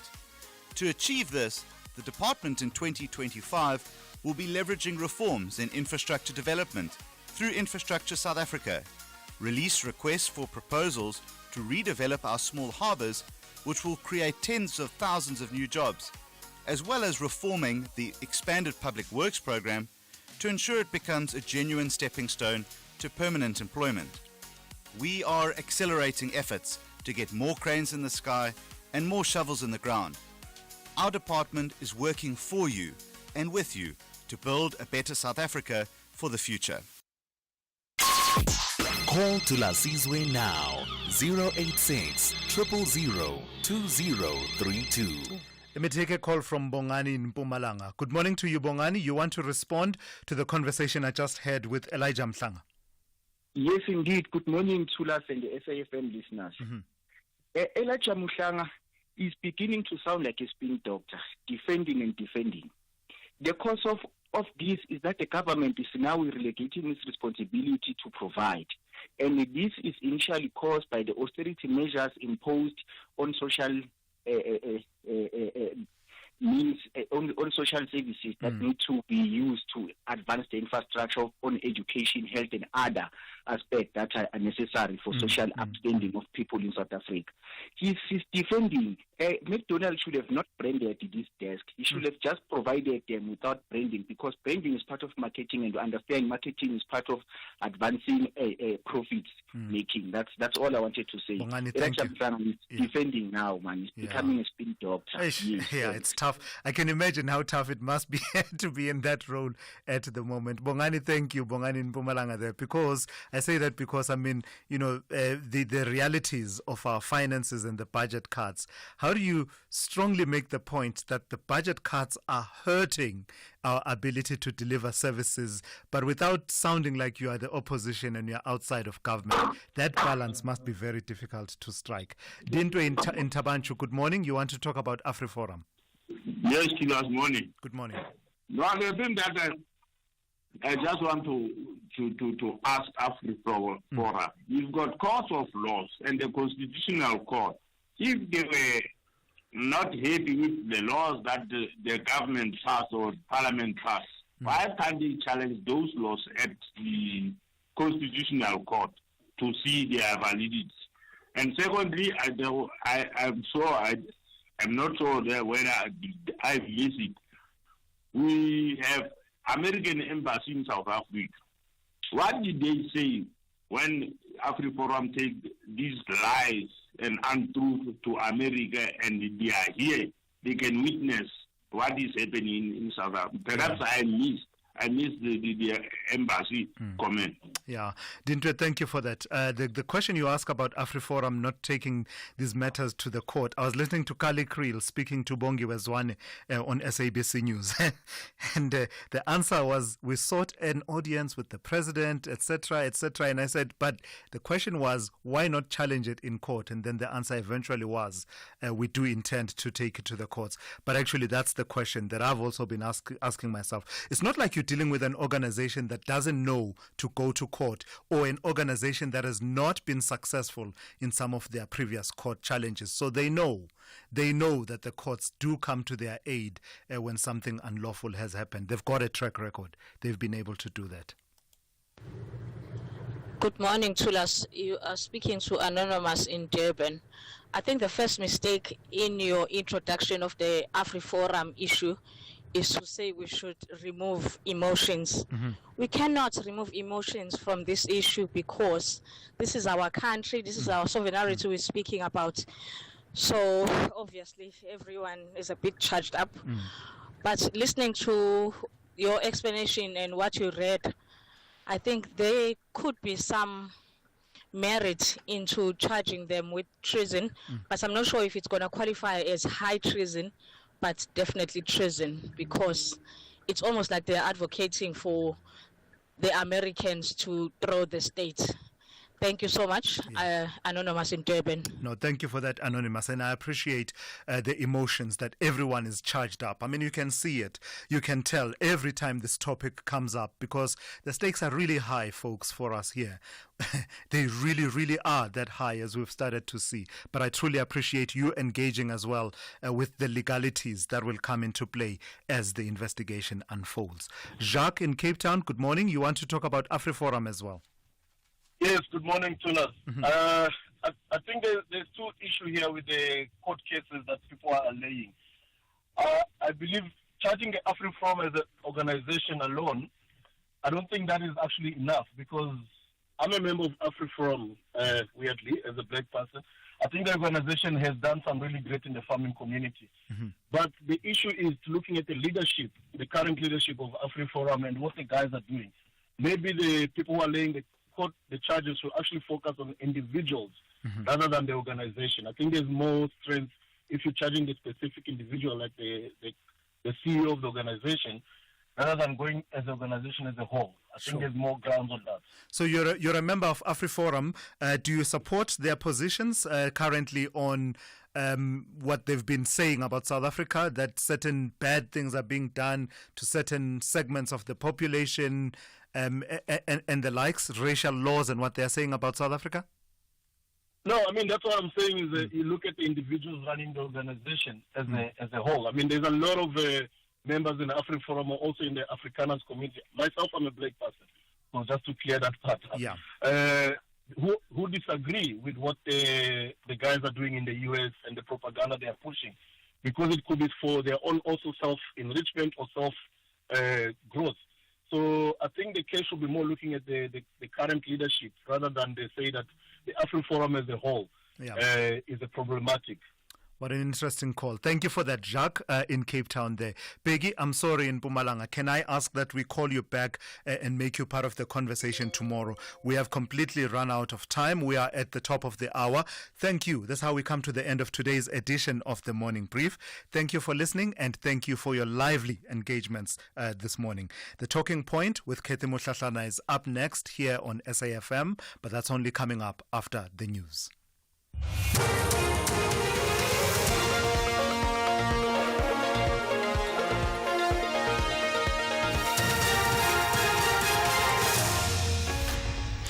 Thank you, Tulas and the team. Top stories at 9. AfriForum responds to AGOA threats, and special cabinet meeting agrees on funding options for the budget. For SAFM News, I am Onda Lambana, and a very good morning. The civil society organization AfriForum says for South Africa to ensure that it is not removed from AGOA, the government must address what it says are human rights abuses against Afrikaners. The organization is currently facing criticism for its decision to travel to the United States to meet with the Trump administration, which it describes as part of its fight for the rights of Afrikaners. President Cyril Ramaphosa has condemned the decision, arguing that it is causing divisions within the country. AfriForum CEO Kali Krill says they will not take responsibility if South Africa is expelled from AGOA. Only way we're going to save AGOA and going to save our country from sanctions is if we address the real issues. We've been asking here in the US for South Africa not to be kicked out of AGOA. They say, well, they cannot keep us in AGOA because of disrespect for property rights, because of disrespect for human rights. So if we want to save the country, what we want to do, of course, we make those arguments, don't punish the ordinary people, keep us in AGOA. If you're going to act against anybody, rather act against ANC. So a special cabinet meeting convened yesterday has agreed on various options to fund the 2025-26 budget. These possible options have now been presented to the Minister of Finance and National Treasury to finalize the budget next week on the 12th of March. In a statement, government says 2 special government executive meetings were convened to allow inputs by members of cabinet with broad discussions on the country's fiscal constraints. Tsapomwai reports. Government says the agreement was facilitated during the meeting on the 24th February, where President Cyril Ramaphosa set up a team of ministers led by the Deputy President Paul Mashatile to work with the Minister of Finance and his National Treasury team to consolidate cabinet inputs. The team has now mandated the Minister of Finance to select from the discussed options and fund the budget in a manner that takes into account the country's fiscal constraints and support economic growth. Tshepo Mongwai, SABC News, Johannesburg. The trial into the disappearance of 7-year-old Jocelyn Smith is expected to continue today in the Circuit High Court in Saldanha Bay. The accused include Jocelyn's mother, Kelly Smith, her boyfriend, Jacqueline Apollos, and Stevino van Rijn. All the accused have pleaded not guilty to all the charges they are facing. The child has not yet been found. Presiding Judge Nathan Erasmus says if the accused are convicted of count 1 or any alternatives, the state will ask the court to impose life imprisonment. You would have noted that the prosecution included in the indictment the provisions of Section 51(1) of the Criminal Law Amendment Act, otherwise known as the Minimum Sentences Act. That means that the state will ask this court to impose life imprisonment in the event that you are convicted of count 1 or any of the alternates thereto. A group of Tshwane Metro Police officers is expected to hold a picket outside the Metro Police Department's headquarters in Pretoria West this morning. They are picketing over alleged unfair labour practices related to the processes followed during the recently advertised warrant officer posts. Tshwane Metro Police spokesperson Isaac Mahamba says the officers' allegations lack facts, are misleading and disingenuous. They are claiming that the chief of police specifically has a say in the appointments and has issued instructions to say colored and white people should be favored. Africans are the one who are topping the list, on the list that we recommended, and they are sitting on 81.7%. The coloreds are only on 10%, the whites are on 5%. So what are they trying to say? The leader of the M23 rebels, who have seized large areas of the Eastern Democratic Republic of Congo, has threatened to march on the capital, Kinshasa, if government forces attack them. He has denied that the M23 were backed by Rwanda, though this has been documented by UN experts. He wouldn't comment on the abuse allegations against his troops. The M23 leader, Corneille Nangaa, says they are prepared to go to Kinshasa, about 1,500 kilometers away. Depending on Kinshasa, so far as they will attack us, and then we will defend ourselves. We respond and we take away the threats. If the threat is in Kinshasa, we'll go there. Recapping the top story, the civil society organization AfriForum says for South Africa to ensure that it is not removed from AGOA, the government must address what it says are human rights abuses against Afrikaners. I am Monte Lambano for SFM News headlines at 9:30. SAFM 104 to 107 nationwide. Leading the conversation. It's time to shine for young athletes across South Africa. From thrilling football and rugby matches to intense netball games. Experience the passion and prowess of Mzansi's finest young sports stars. Super Sports Schools and SABC Plus bring you the specially curated channel dedicated entirely to school and youth sports. Join us as we celebrate their achievements and bring the excitement right to your screens. This is your chance to support the future of South African sports. The Super Sports Schools channel on SABC Plus, where every game is a home game. Don't miss a moment. Download the SABC Plus app today. Available on iOS, Google, and Smart TV. Or visit sabc-plus.com to start streaming. Super Sports Schools on SABC Plus. All the sport you care about most. Now streaming wherever you are.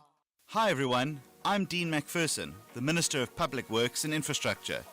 In the State of the Nation reply, I announced that we're releasing 31 state-owned properties for redevelopment that will generate 10 billion rand in investment and create 165,000 new jobs.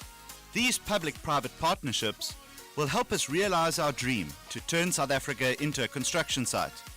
To achieve this, the department in 2025 will be leveraging reforms in infrastructure development through Infrastructure South Africa, release requests for proposals to redevelop our small harbours, which will create tens of thousands of new jobs, as well as reforming the expanded public works program to ensure it becomes a genuine stepping stone to permanent employment.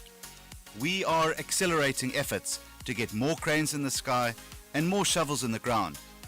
Our department is working for you and with you to build a better South Africa for the future. A convicted murderer on death row, a vicar in a quiet English town, and a maths teacher trapped in a cellar cross paths in the most unexpected way. Jefferson Grief is on death row in an American prison for brutally murdering his wife. But it turns out that Grief has a gift. He can solve crimes from inside his cell. English journalist Beth Davenport needs Grief's help. Janice, a woman who recently helped Beth, has gone missing. The last Beth heard from Janice? A text with a blurry image of a man lunging towards the camera. Will Grief crack the case in time? Exactly how is Janice's local vicar involved? And is it really possible to solve a crime before it is committed? Tune into Inside Man, Monday to Wednesday at 9 p.m. Starts 12 February only on S3. Open up.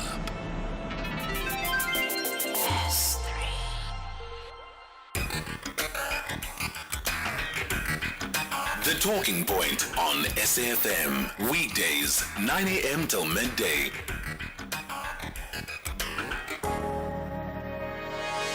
The conqueror writes history. They came, they conquered, and they wrote.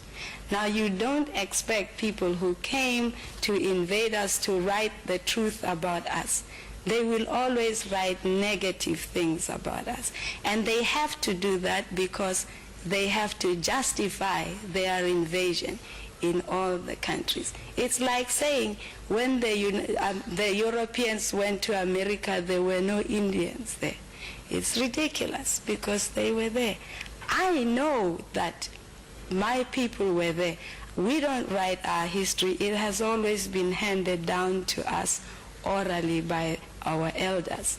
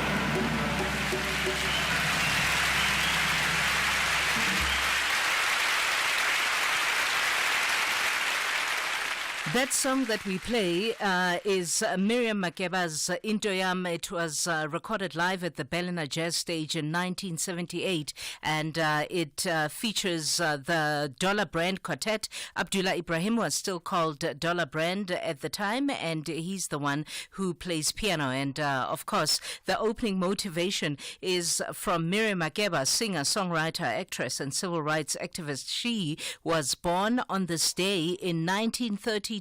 Had she lived, she would have turned 93.